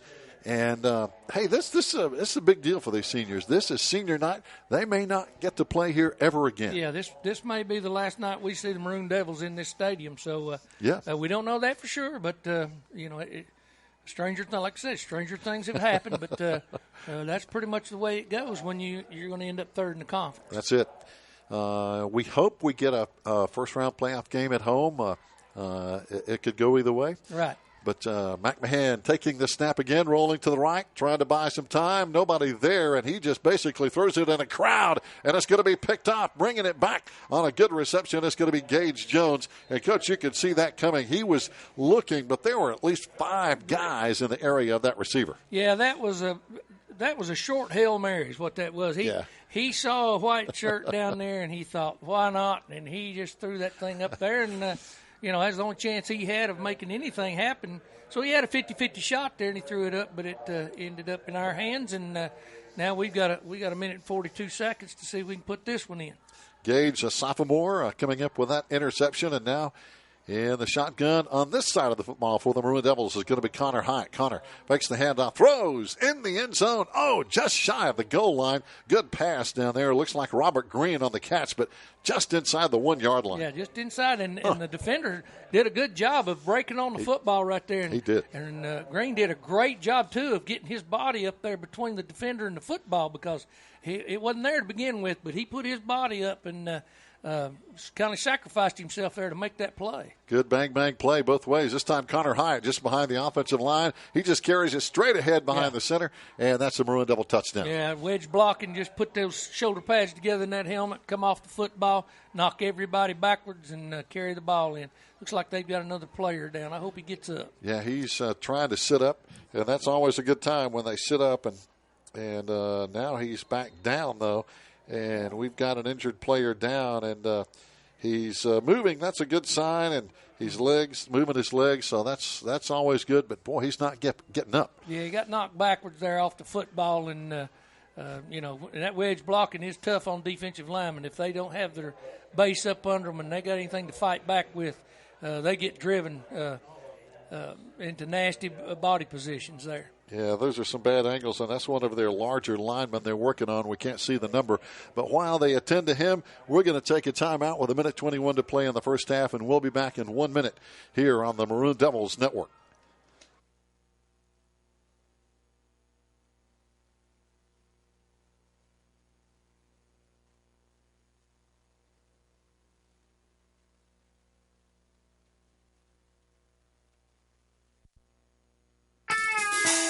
This is Taylor Holt with the Maroon Devils Network.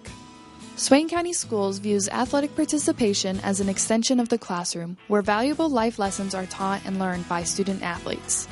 These lessons are best learned when respect is accorded to all participants: players, coaches, officials, administrators, and other fans. Profanity, sexist, racial, or ethnic comments or other intimidating actions directed at anyone in this contest venue will not be tolerated and are grounds for removal from the site of competition. Help us make the right call by exhibiting good sportsmanship throughout the event, regardless of personal feelings or loyalties during the contest.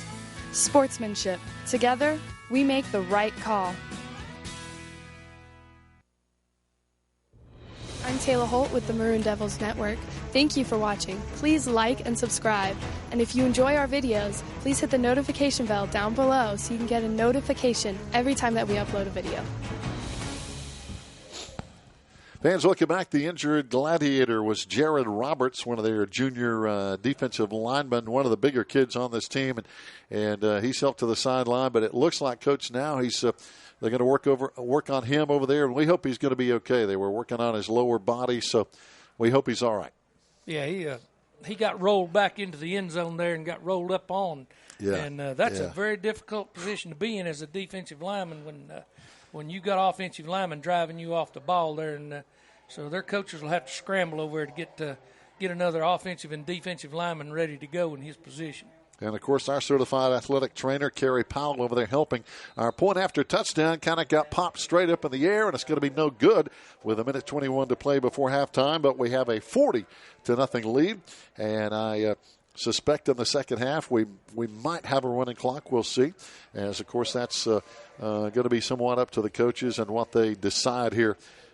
Going from this time forward, Coach, as you know, you've been in that situation before. Yeah, it's one of those things that you hope that that they can come up with something, some way so the other players out there can continue to play, but do it safely, and because the game is so out of hand. But at the same time, continue the game and let these kids, they've traveled over here to play football, not to play a half and go home. Hey, that's it. And back deep this time, it's going to be Jakar Davis, number 2, and also Ernest McCarty, number 22, 2 and 22. And they're going to be returning the kickoff of one Gavin Lanning as we're ready to go here. The officials blow the whistle, and here we go. Lanning kicks this one, a good kick. Going to be taken back there by 22, McCarty.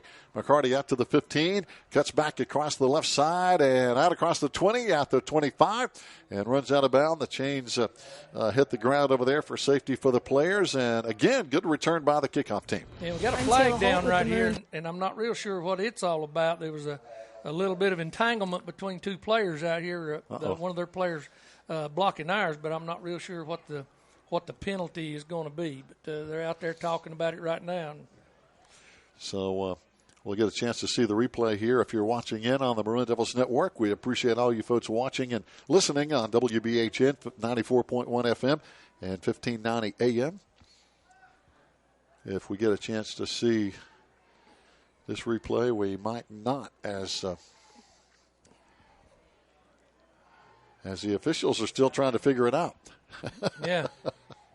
I'm not real sure what the penalty is. Has there been a signal yet of No. The flag was over here on our sidelines, right about the 50-yard line, or 45 anyway, and I wasn't real sure why it was thrown, but I happened to look down and see two players entangled right there, and one of theirs blocking ours. So yeah, they may pick it up. Maybe it's an offsetting kind of a thing. Well, I think Coach Blankenship is declining it anyway for whatever for the purposes of just personal foul decline. Okay, it must have been the way he was trying to block us or whatever. But Coach, you're right. Those are the guys that got tangled up. Yeah, they were. Yeah, I didn't see anything, but I didn't see the beginning of it. So probably a good call by Coach Blankenship declining that penalty, as now the Gladiators will have it with 1:07 to go before halftime. Looks like all new players on defense out there for us right now. So. Yeah, a lot of new faces we haven't seen much of tonight. Yeah. Here they come, tossing it to the right side. Again on the carry is going to be, looks like Davis, as he carries out across the 30-yard line. And a bunch of guys down here on the tackle as well. Leading the charge is Trip Peterson. You know, that's one kid, when he gets in the game, it's like we start calling his name a lot. Yeah, and it's one of those situations where he's practiced enough and getting a chance to get out on the field and start making plays. So 41, Trip Peterson, a junior, coming in, making a tackle. Some other guys out there, Gabe Lillard in the secondary, number 10. Number 2 is John Parton.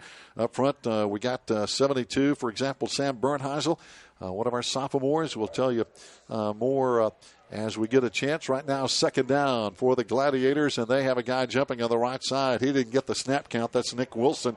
He looks back, and I know he's thinking, oh, man, I thought we were going on the first sound, and apparently that was not it. Yeah, they've had to take one of the running backs and move him to an offensive lineman, and he's not. They're not in sync yet, so it may take him a minute to get everything. He's used to seeing the ball snapped, and if he's not seeing it snapped, he's really not sure what to do. He's talking to other players about what it is he's supposed to be doing. And the injured player, Jared Roberts, good to see him back up on his feet over there on the sideline. But right now they have every available player out on the field except for Roberts. Rolling is going to be McMahon, trying to find somebody open. Now fires it in traffic again. Oh, and it was just a little bit. I tell you, if you'd have let him just a couple more yards, Coach, he might have completed that one. Yeah, they're running those routes right where they're supposed to, and he's looking for them from the time he leaves there, and he's trying to get it to him, but he's sprinting to his left end. He's a right-handed quarterback, and he was throwing across his body, and he just couldn't lead him enough. That's a tough call. Third down, 11 now, 16 seconds to play. Time for one or two more shots before halftime here on our final home game of the regular season. Next Friday, we're going to be at Hayesville. Then 2 weeks from tonight, the first round of the state playoffs. And I don't think there's much doubt we're going to be on the Big 1A as things get ironed out for playoff time. Just 2 weeks away. It's hard to believe.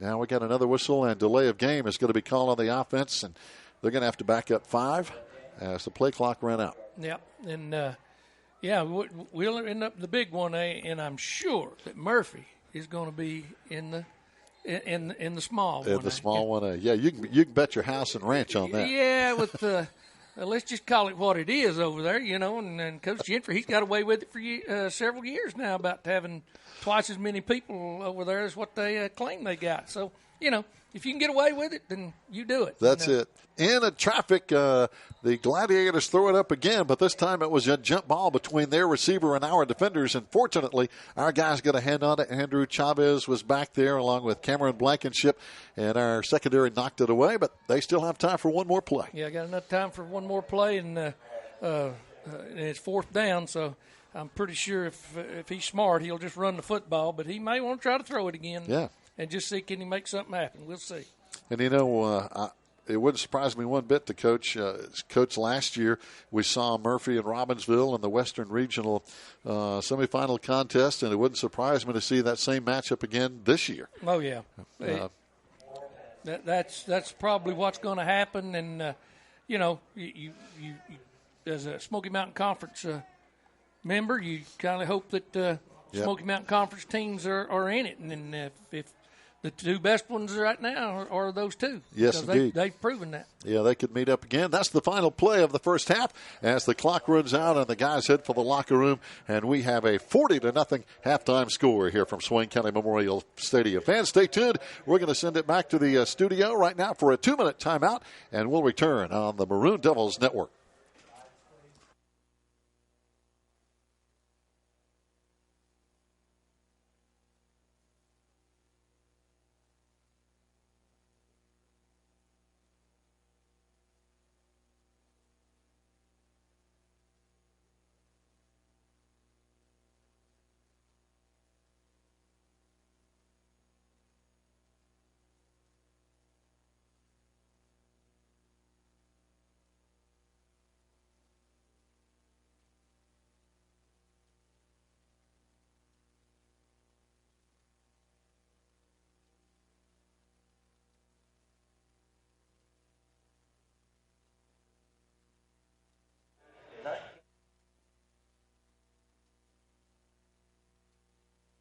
The 40th anniversary of the 79 team's historic achievements. The Bucks hold 40, as they were nicknamed, finished with a perfect 14-0 record, won the Swain County High School's first and only 2A state championship. As part of Smoky Mountain Conference play, the Devils defeated Murphy, Franklin, and Civil West twice to finish as conference champions. Along the way, the Devils also defeated defending state champions in both 1A and 2A, as well as 4 undefeated teams and the eventual 1A state champion. Because of their achievements, the 79 team was also honored as the first team to be enshrined in the Swain County Athletic Hall of Fame in 2002. To the 1979 team, we say thank you for your accomplishments, setting the bar for future Swain athletes. Not only are your accomplishments remembered the way you went about them and the team before self attitude you displayed was the birth of the Maroon machine setting of culture here at Swain that is still followed today.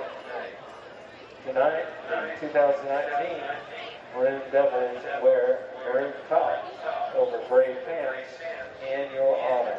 Ladies and gentlemen, the 1979 state champion Maroon Devil football team. Head coach, Boyd C.D.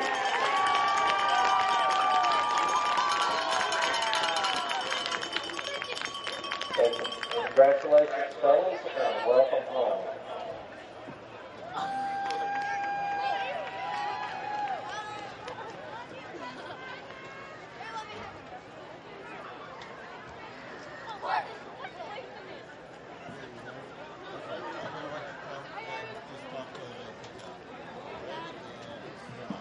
Fans, welcome back. The band is coming onto the field as we speak as our Maroon Devil 1979 State 2A Championship team was recognized here. The members who came in for the reunion, they were recognized down on the field. And good to see so many of those faces with the coaches. And that's just a special group and always will be, Coach, no matter how many state championships we win down the road. And I hope there will be several.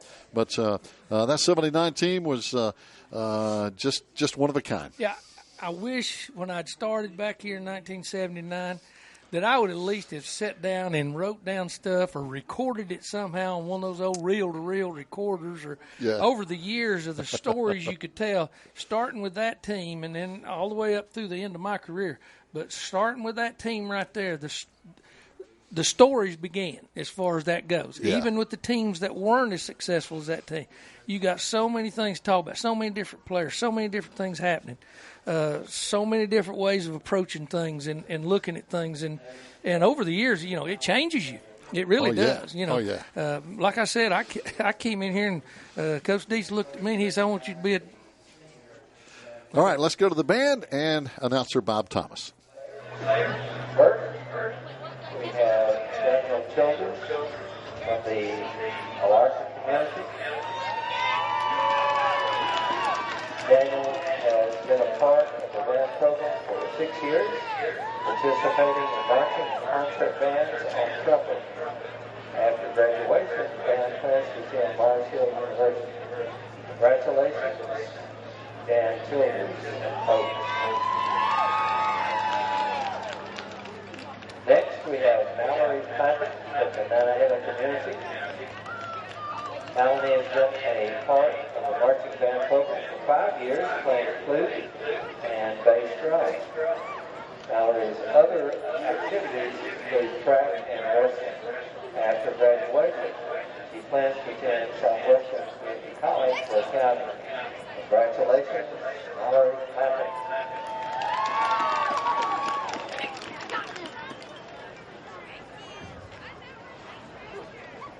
Christina Gerard is from the Black Hill community. Has been a part of the band program for 5 years.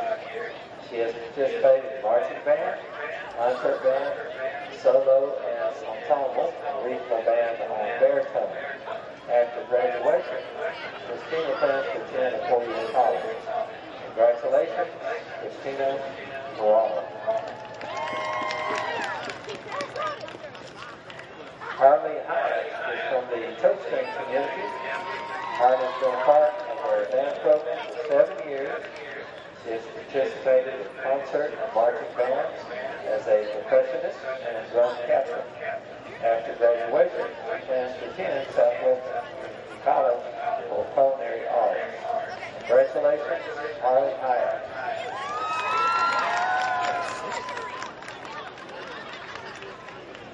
Rebecca Lambert from the Toastring community has been a part of the band program for 7 years, participating in concert and marching band on trombone. Rebecca has also served as a bass captain and drum major. She participated in the New Century Scholars program, and after graduation, she plans to attend Southwestern Community College. Congratulations to Rebecca Lambert.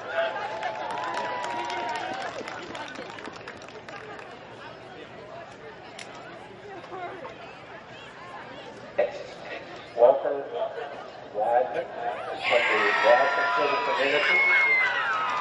Been a part of the band program for 6 years, participating in concert and marching band on trumpet. After graduation, Walker plans to attend Southwestern Community College and Western Carolina University. Congratulations, Walker Wideman. Ladies and gentlemen, the seniors, Warren County High School Marching Band seniors. Congratulations to them and their parents and all the support of the community along with them.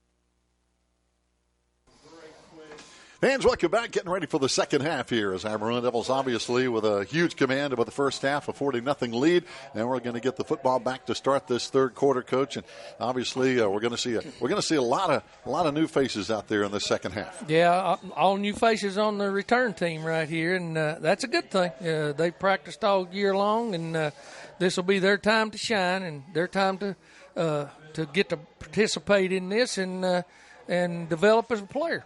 And our deep men are going to be John Parton, Riley Winchester, and Cameron Blankenship. Number 2, number 8, and number 9 will be the deep man to return here as we get things underway. And we appreciate all the folks here. It's going to be just a low line drive pooch kick, going to be picked up by an up man at the 35, and he's going to bring it back out across the 40 to about the 44-yard line, where we'll take over on offense, first down and 10. And as they all untangle there, I couldn't tell who that was. It might have been 31 on the return singly. I'm not sure, but not a bad job on the return. Yes, 30 or 31. I couldn't tell either. Yeah. And a good tackle there by the defenders, too, of the kickoff team. He made a good tackle there on him, good body position, and that's one of the you don't get away from that kind of tackle that the young man put on him.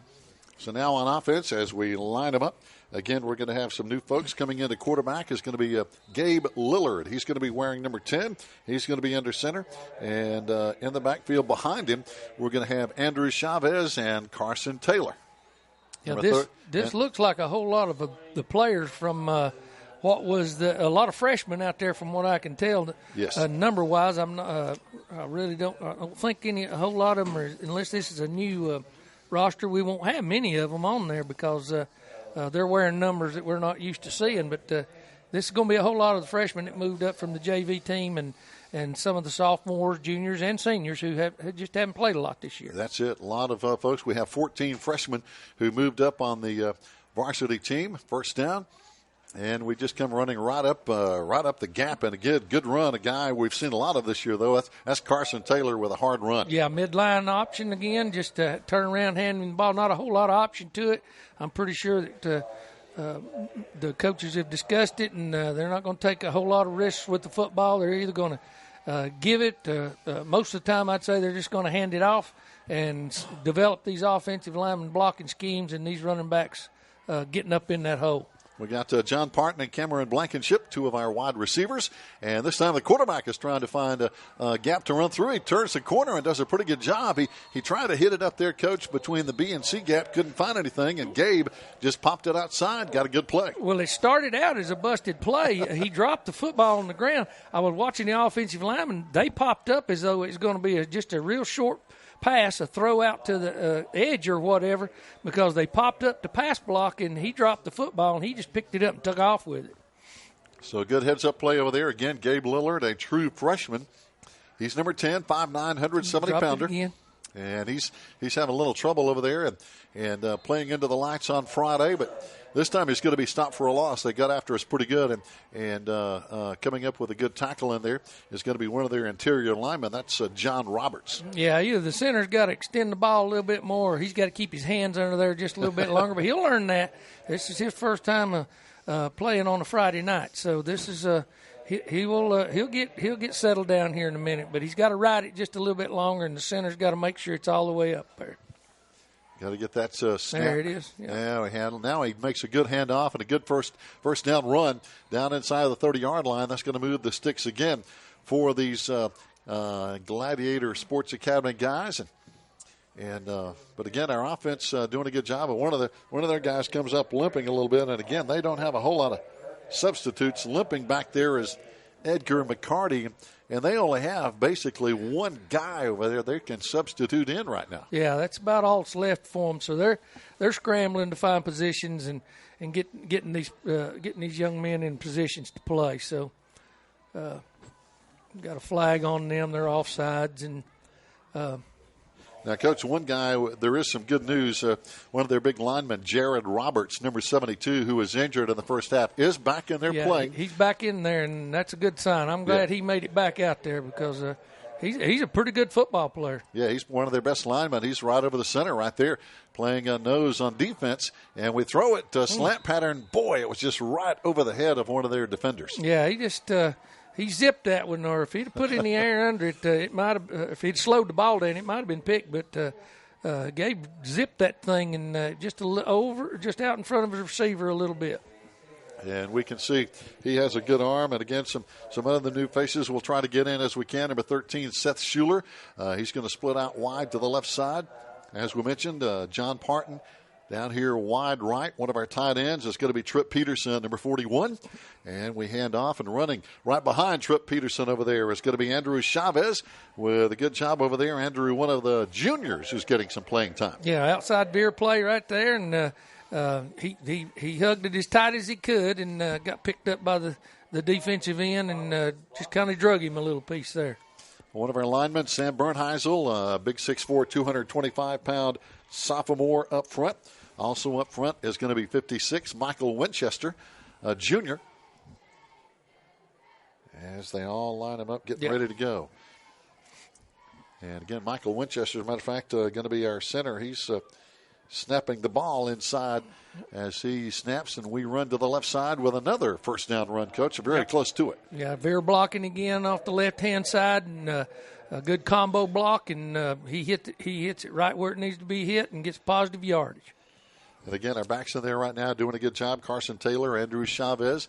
Also coming in with a play from the sideline is going to be Carter Kirkland, 5'11" sophomore. And also lining up left is going to be Tripp Peterson again. And so we've got, again, a lot of new faces. Lining up wide is going to be Carter Kirkland out to the left side, but got a penalty flag here. And this one is going to come back. Yeah, I don't know if it was a false start or not. I heard a real early whistle, and then no offsides against the defense. So, and we got another player down. Yeah, looks like it might be the same individual. Is it 72? Can't tell yet. He's still down. Got an injured player, right down for the Gladiators. They come on to help, and here comes Kerry Powell, our certified athletic trainer, to help out. But it is one of their linemen. It's not Roberts. Roberts is actually up, so he's okay. But again, they have a player down, and while they attend to him, we'll take a timeout. Fans, stay with us. We'll be back in 1 minute right here on the Network.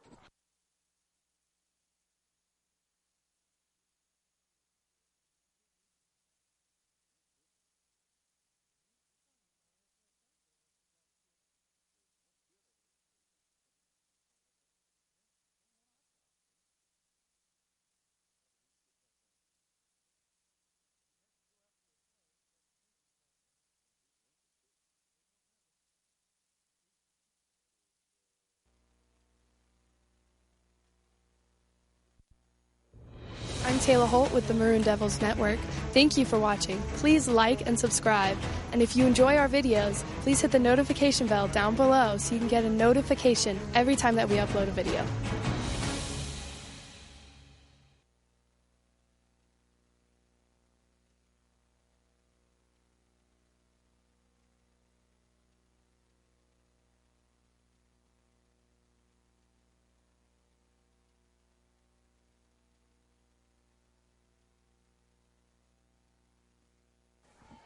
Fans, welcome back. John Roberts, one of the defensive linemen for the Gladiators, helped off the field, and we hope he's going to be okay. We throw for the end zone wide open. It's going to be number 10, Gabe Lillard, to number 9, Cameron Blankenship, for the Maroon Devil touchdown wide open over there in the corner. That's great to see Cameron out there and catch that football. He faded right back into the end zone, and he's doing everything he can to help this team. It's good to see him out there.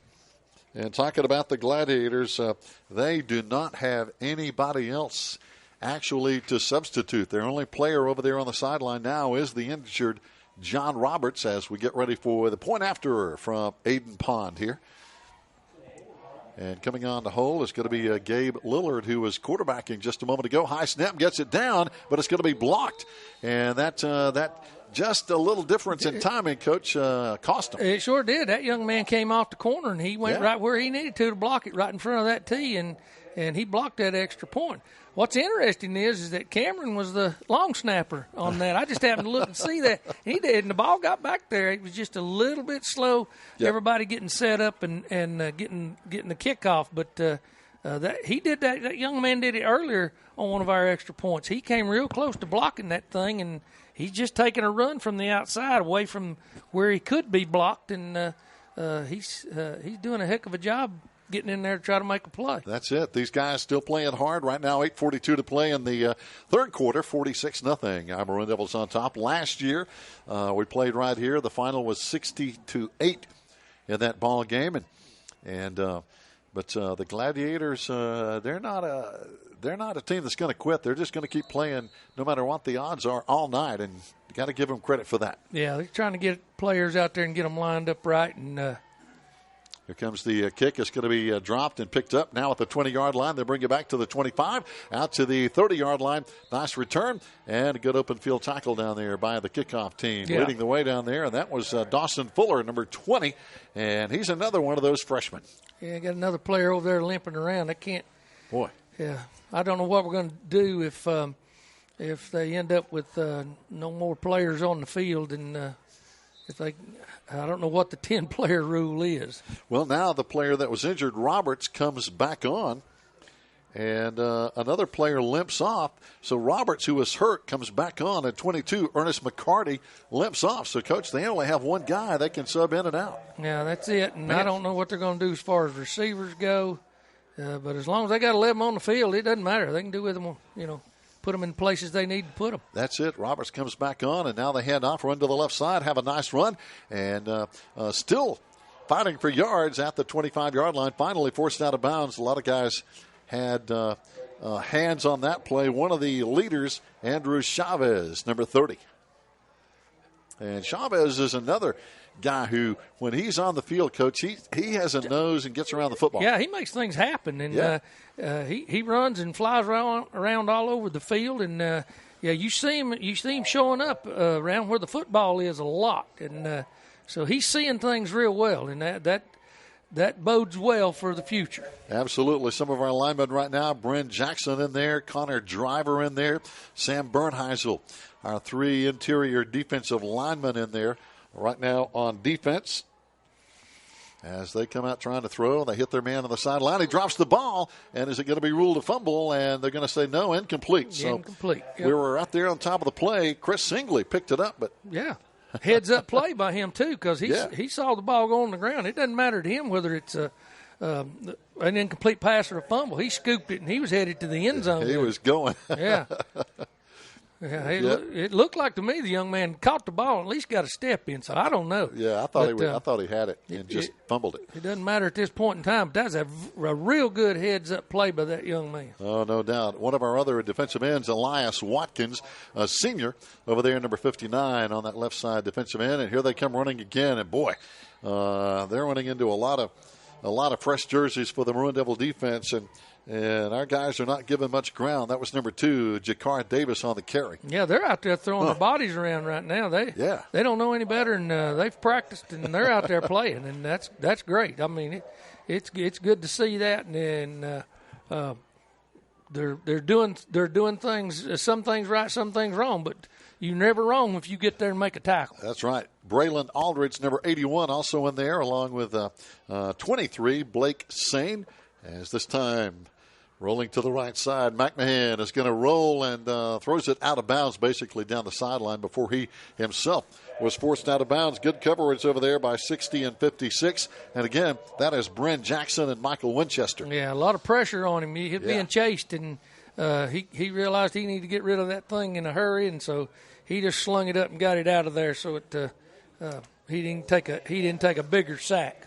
I'll tell you, talking about big, Coach, Sam Bernheisel, number 72, has a big body. He's 6'4", 225-pound sophomore. So he's a guy that has some physical capability. Yeah, that's a development player right there. That's the one you start working with right now throughout this season, and get him as much practice and playing time as possible, and keep working with him in the off season. And we head off to the right side, and boy, the Gladiators trying to take that ball away from our running back, but hanging on tight was Andrew Chavez as he got a key block out there from Chris Singley. Got another one down. Another Gladiator down on the play, and boy, these kids have been banged around. And this is looks like number 20-something. I'm not totally sure. Is getting up, and this is 26, and that's going to be Edgar McCarty, who was shaken up earlier. He's going to have to leave for at least one play, and he is walking off, which is good to see. But these kids are getting hit. Yeah, and 22's coming back on the field. He's got a little hitch in his giddy up, but he's trying to make his way back on the field to get out there and make sure they got 11 players. And talking to the coach talking to the young man going off the field, checking him out, and let him walk around a little bit, catch his breath. He may be ready to come back in a minute. Yeah, I think he's going to come back. And right now, literally, fans, and I'm just giving credit to these kids.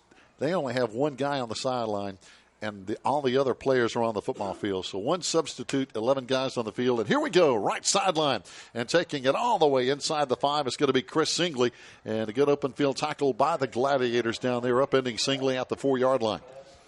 And he was running hard. He had a full head of steam when he hit the 5-yard line. Yeah, and that's the first time we've seen a pitch tonight from the quarterback, and they let him go ahead and make a decision on whether to give that thing or run the pitch, and he ended up pitching that ball, a pretty good pitch, a little behind the running back, but he got it out there to him, and he got positive yardage out of it. So, again, the center, Michael Winchester, the quarterback, Gabe Lillard, and going right up the middle is going to be Andrew Chavez, and that's another Maroon Devil touchdown with 3:42 to play here in the third quarter. Yeah, as close to an inside veer play as you can run right there, and it ended up being more like a midline option, but it was he handed it to him. It was a give all the way, and they blocked it down, and then he went. Another one of our linemen I haven't mentioned, and I hope I get his name right, is number 70, Nathan Bogdanovich, who is another freshman. Number 70 getting some playing time in there. So a lot of new faces, and good to see these kids in the game. Now for the point after with 3:39 to play in the third quarter. Here they come after it again, but they jumped a little too quick. Yeah, that was the young man who blocked the last one, and he's been timing it somehow. But he's out here on this edge, and he's been getting a good jump, but I'm not real sure. Yeah, and there's Cameron again. Like I said, I didn't notice that he. Even at practice, when I've watched him practice, that he was a long snapper, but he's doing a great job out there as far as extra points. He's getting that ball back there quick. Yeah, he's the long snapper. Gage Jones the holder, and the kick is up and good. There's that same young man, and he gets out here on the edge. He's got it timed. It's not a bad way to do it. He thinks he can get them blocked, and he almost has, and he has blocked one. So. Yeah. Nick Wilson over there for the Gladiators as we get back on the field with 3:36 and counting. 53-0 Maroon Devils, and we're already on the field, lined up, ready to kick. So no break down the line here as the Gladiators will get ready to return here on a Friday night. And running the clock straight through, and I watched the coaches down here, and Coach Blankenship has told them have that next group up and ready to go. You got enough bodies down here, put a fresh group of young men, if they're freshmen or whatever, and get them on the field, and let's get them some playing time. So you probably see a different kickoff team every time, or a kickoff return even. They just flash the names up there on a card, and away they go. Aiden Pond on the kick. It's going to be picked up at the 15. And they bring it back. Another good return out across the 20, but losing his footing over there is the 22. And, Coach, not making excuses. I know the field is a little soft, but here tonight, as this temperature goes down, that grass gets a little slick. Yeah, this is not a jackrabbit field tonight. Even Bermuda grass, it gives up the ghost after a while, and you can't make those jackrabbit moves out there like you normally can unless you got cleats and you put enough pressure on the ground, because your feet going to go right out from under you. Now, bluegrass that used to be on this field before we resurfaced it, it was really slick. Oh, man, you're right. It was totally slick, no question about it. And I don't know, and I'm not going to be the first one to ever say this or accuse anybody of it, but let's put it this way. There was times that when we were going to play a team that was a whole lot faster than us, that those sprinklers weren't running up here early in the morning, before, even after it rained for 2 days, because it was a great advantage for us. And I'm not going to mention any names. I won't do that. I wouldn't do that to anybody, Coach Deitch. Whatever, I never would admit to that. Okay. I know that never happened. Yeah. McMahon in trouble. He's trying to run to this side, and he just throws it away. And again, good call by McMahon, as he had nowhere to go and a whole lot of people after him. Leading the way in there again was number 70, Nathan Bogdanovich, among others. Also 41 in there again, Trip Peterson. Yep. And back to the bluegrass. that was the slickest grass on the planet, even if you had cleats on. And we didn't have any sand on the field at that time. It was just dirt. Oh, man. And super slick. Oh, boy. And you'd see all these kids out running everybody and making all these cuts. And somehow the rain was going to hit, whether it had rained or not. So. It's like in that movie Major League. Hey, if you want a rain out, I can get us a rain out. Well, man, the kids would walk out on the field and say, Coach, when did it rain? And sometime last night it rained up here, guys, I guarantee you. Yeah, that dew was really heavy last night. It was heavy. You just don't know how heavy it was. And there's a good tackle, John Parton, along with Tripp Peterson again on a hit for the Maroon Devil defense. And, oh, boy, yeah. Like I say, there ought to be a book in there somewhere about the many activities of Maroon Devil football over the past 40 years. It was not cheating. I'm going to tell you that right now. That's not cheating. That's called home field advantage. You're right. And I wish the playoffs still operated that way, where all the playoffs were played at home or away. Yeah, and especially the championship games. It misses a lot, but I understand why they eventually took them down to the college fields. Sure. The colleges wanted in on the action. It helps with their recruiting, and once they did decide on 4 universities that would have these playoffs, the other universities wanted to know why not us. They did. I'm talking about from Appalachian to Western and other schools. They said, why can't we have these too? And they had a good point, and it was one of those things that the state didn't see clear to start spreading it out so much. And as long as the university pays the bill for the lights and everything else that goes to security and all that goes on, then they'll continue to do it that way. Oh, no doubt. Fans, that's the end of the third quarter. 53-0. We'll be back with the fourth quarter after this 1-minute break here on the Maroon Devils Network.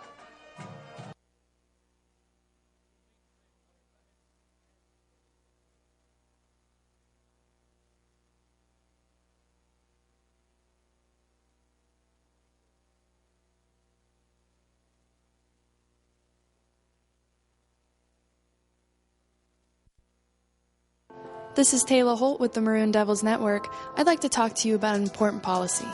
Please remember that smoking and the use of smokeless tobacco or e-cigarettes and other vaping devices is prohibited on all campuses in Swain County. This includes Swain County Memorial Stadium. Smoking and the use of smokeless tobacco or e-cigarettes and other vaping devices is not allowed while on campus for faculty, staff, students, fans, or visitors to our campuses. Thank you for supporting Swain County Schools.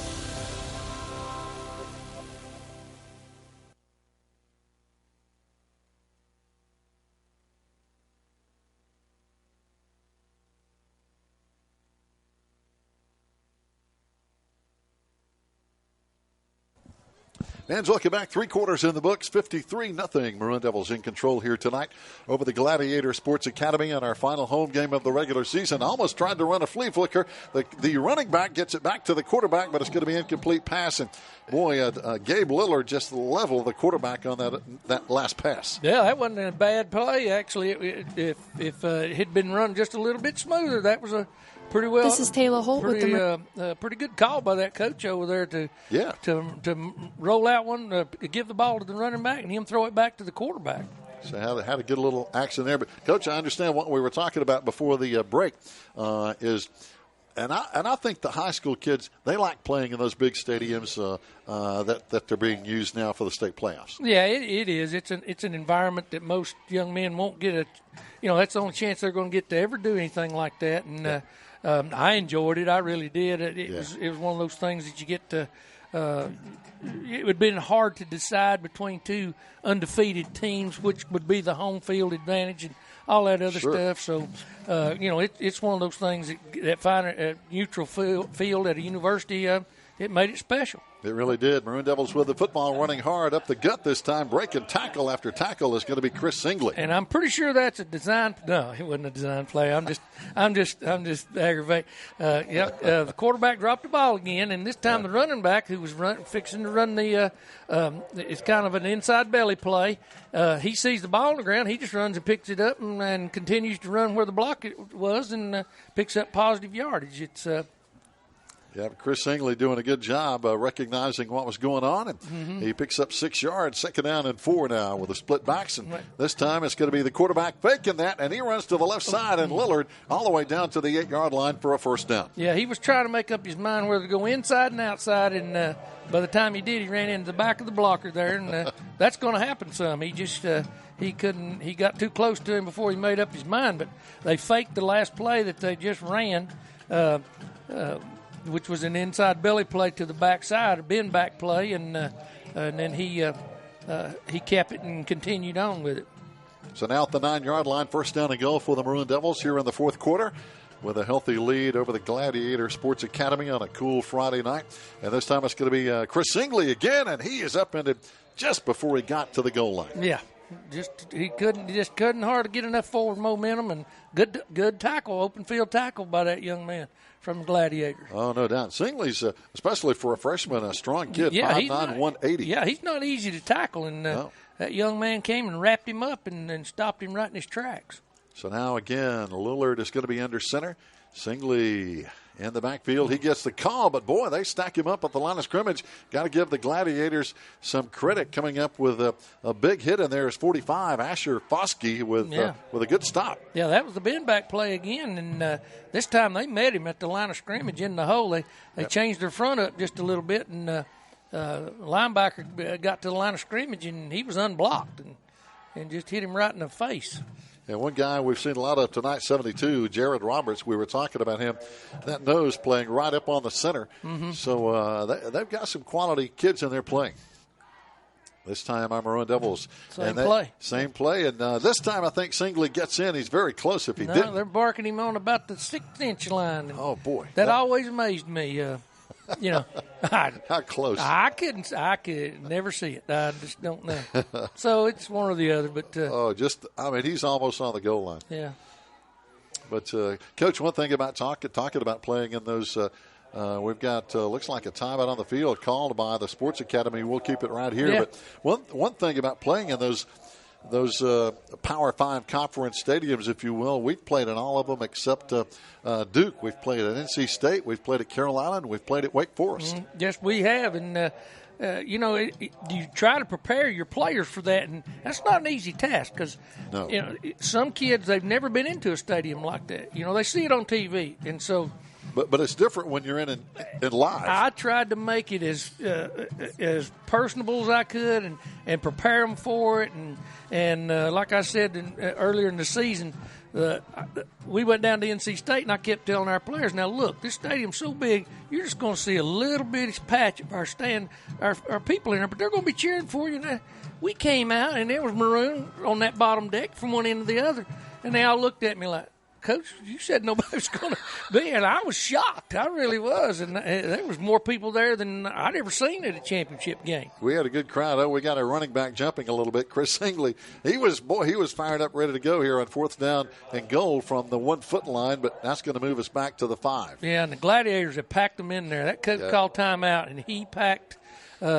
Basically they got 9 in the box, and they're going to go with 9, and they got 2 defenders out on the edges and corners, and that's it. Everybody else is packed down in there as tight as they can get them, and they're coming. So now we're going to line up. Might have to change the play up a little bit on 4th down and goal from the 5-yard line. No, we toss it back to Singley, and he's going to run this one in. I tell you, he had some initial contact in the backfield, but he cut back inside and got in. Yeah, and I'm pretty sure the coaches saw that down there, saw him packing it in, and said, okay, we'll let them pack it in there. We're not going to go in there and try to brat them in the mouth and something bad happened. We fumble or whatever. So they just ran to the edge, and they did a good job coming off the edge and almost making the play in the backfield. And I think that's probably Singley's first touchdown run of the year, I'm guessing, and yes, it is from Toby Burrell. And that's always a big moment. For a kid. When the first time for any of the kids out there, it's big. And for a freshman moving up from JVs, to score in a varsity game, and the PAT is good as well with 6:37 to play. Yep. And we'll keep it right here because they're going to jump right back on here with the kickoff. But again, Coach, that I'll say this too. It's all those stadiums we played in, from Kenan Stadium to NC State to Wake Forest, quality atmospheres. The press box is great. The fields are great. Of course, some had grass, some had artificial turf, but I think it's just good for those kids. It really was, and as long as it didn't overwhelm them, that was my big concern. Is them getting there and being overwhelmed by the atmosphere. The field is still 100 yards playing field and 2 end zones on the end, and I would try to go over that with them during the week. It's going to look different, but it's the same. Right. Now, they look up into the stands, and I tell you, those stands keep going up. Yeah. They go up really high, don't they? Here comes the return by the Gladiators out across the 25 to the 30, down the sideline. Nice job on the return over there, as they've been doing a good job on the return all night. And, boy, he's literally into the fence over there, but he pops right back up. Because he's going to have to come back in. We're talking about Kane Morgan, one of their running backs, number 9. Yeah. Because they don't have any other players to throw the game. No, they've got every able body on the field right now. Yes. But, as we continue here, you look back and think, and there are just so many great memories playing at Wake Forest or NC State or North Carolina. I remember down at Kenan Stadium playing down there on that grass. Oh, yeah. 2001. And I had to prepare our kids for a flat field. They had never seen a perfectly flat field because they had underground irrigation. Right. And when you got drainage, and a lot of those fields they flatten them. Yeah, no crown. There's no crown to it, and I told our kids about that, and they looked at me. I said, like a basketball court, it's flat, guys. It's why? And I told them, and they accepted. But when they got there and they saw it, and it was like, okay, it's a flat field. There's no difference, really. There's just no crown between the sidelines. And sometimes, I remember, for example, there were normally 2 games that sometimes we played the first game or the second game. I know we played the same day as Murphy did on one field. And so that's kind of different, playing 2 games back to back. Yeah, the hard part would be the early game because you're playing at 11 in the morning, and that's real hard to coach. Yeah, They're used to getting their motors running at 5 and 6 o'clock or getting them mentally prepared. No, you're getting them up at 7 in the morning, pregame feeding them breakfast, and then they're going to the stadium, and some of them didn't wake up down here in class till 9:30, so how you going to get them ready for an 11 o'clock game? But there it was, and you had to deal with it. And so I tried to prepare them through the week at school, going around to the classrooms and telling them we'd be warming up at this particular time. Here's what, big sack. And good call in there. Big sack by Dawson Fuller, another freshman. And Coach, I remember before they actually split them up into the 4 stadiums, there would be sometimes 1 game on Friday night and then 3 games on Saturday when it was just the 4 classes. Right. Yeah, that was in 2001. We had the only game at Chapel Hill that night, which we got to start at 7:30 and play just like any other game. But then after that, things started to change, and they started expanding out. They did, and then of course we went to 8 playoff teams, big 1A, little 1A. Of course, back in the day, it was just 1A, That's 2A, right. 3A, and 4A. Right. And so things have really evolved in a lot of ways. Yeah, it makes a big difference, and like I said, it's a mental game, especially when you're dealing with teenagers, about preparation and understanding what they're fixing to go into. Now, Coach, of course, tonight we're on the winning side. We're going to win. Right now it's 60-0 over the Gladiators. We're going to go to Hayesville next week. And Hayesville, an improved team. We've got to step up and play next week. But then it's in a lot of ways starting over a whole new season. It is. It's always a new season. Yeah, the playoffs are, and unless you happen to accidentally get paired with somebody in your own conference, you're going to be playing somebody that you haven't seen all year. So. And now we're going to hit a knee for probably 3 or 4 plays, and that's probably the right thing to do with a 60-0 lead. And Gabe Lillard, your quarterback. And one thing about it, our Maroon Devils, And the question is right now, I think in a lot of people's minds, will we have a first-round playoff game at home?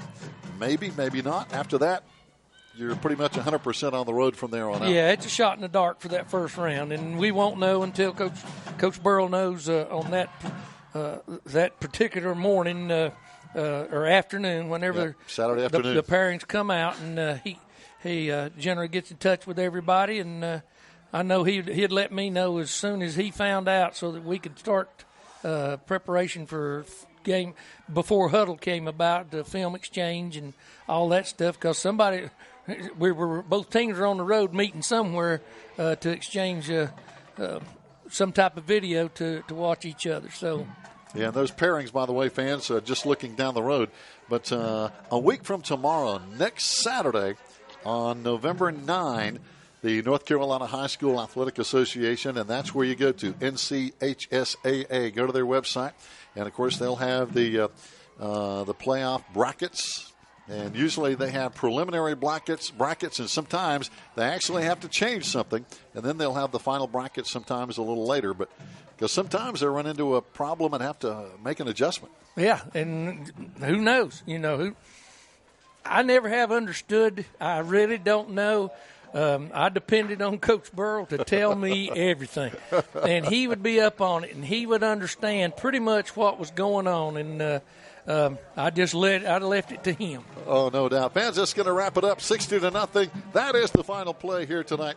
And our Maroon Devils Network. Gary Ayers for Coach Rod White. So long, everybody. Join us next Friday from Hayesville here on the Maroon Devils Network. Good night.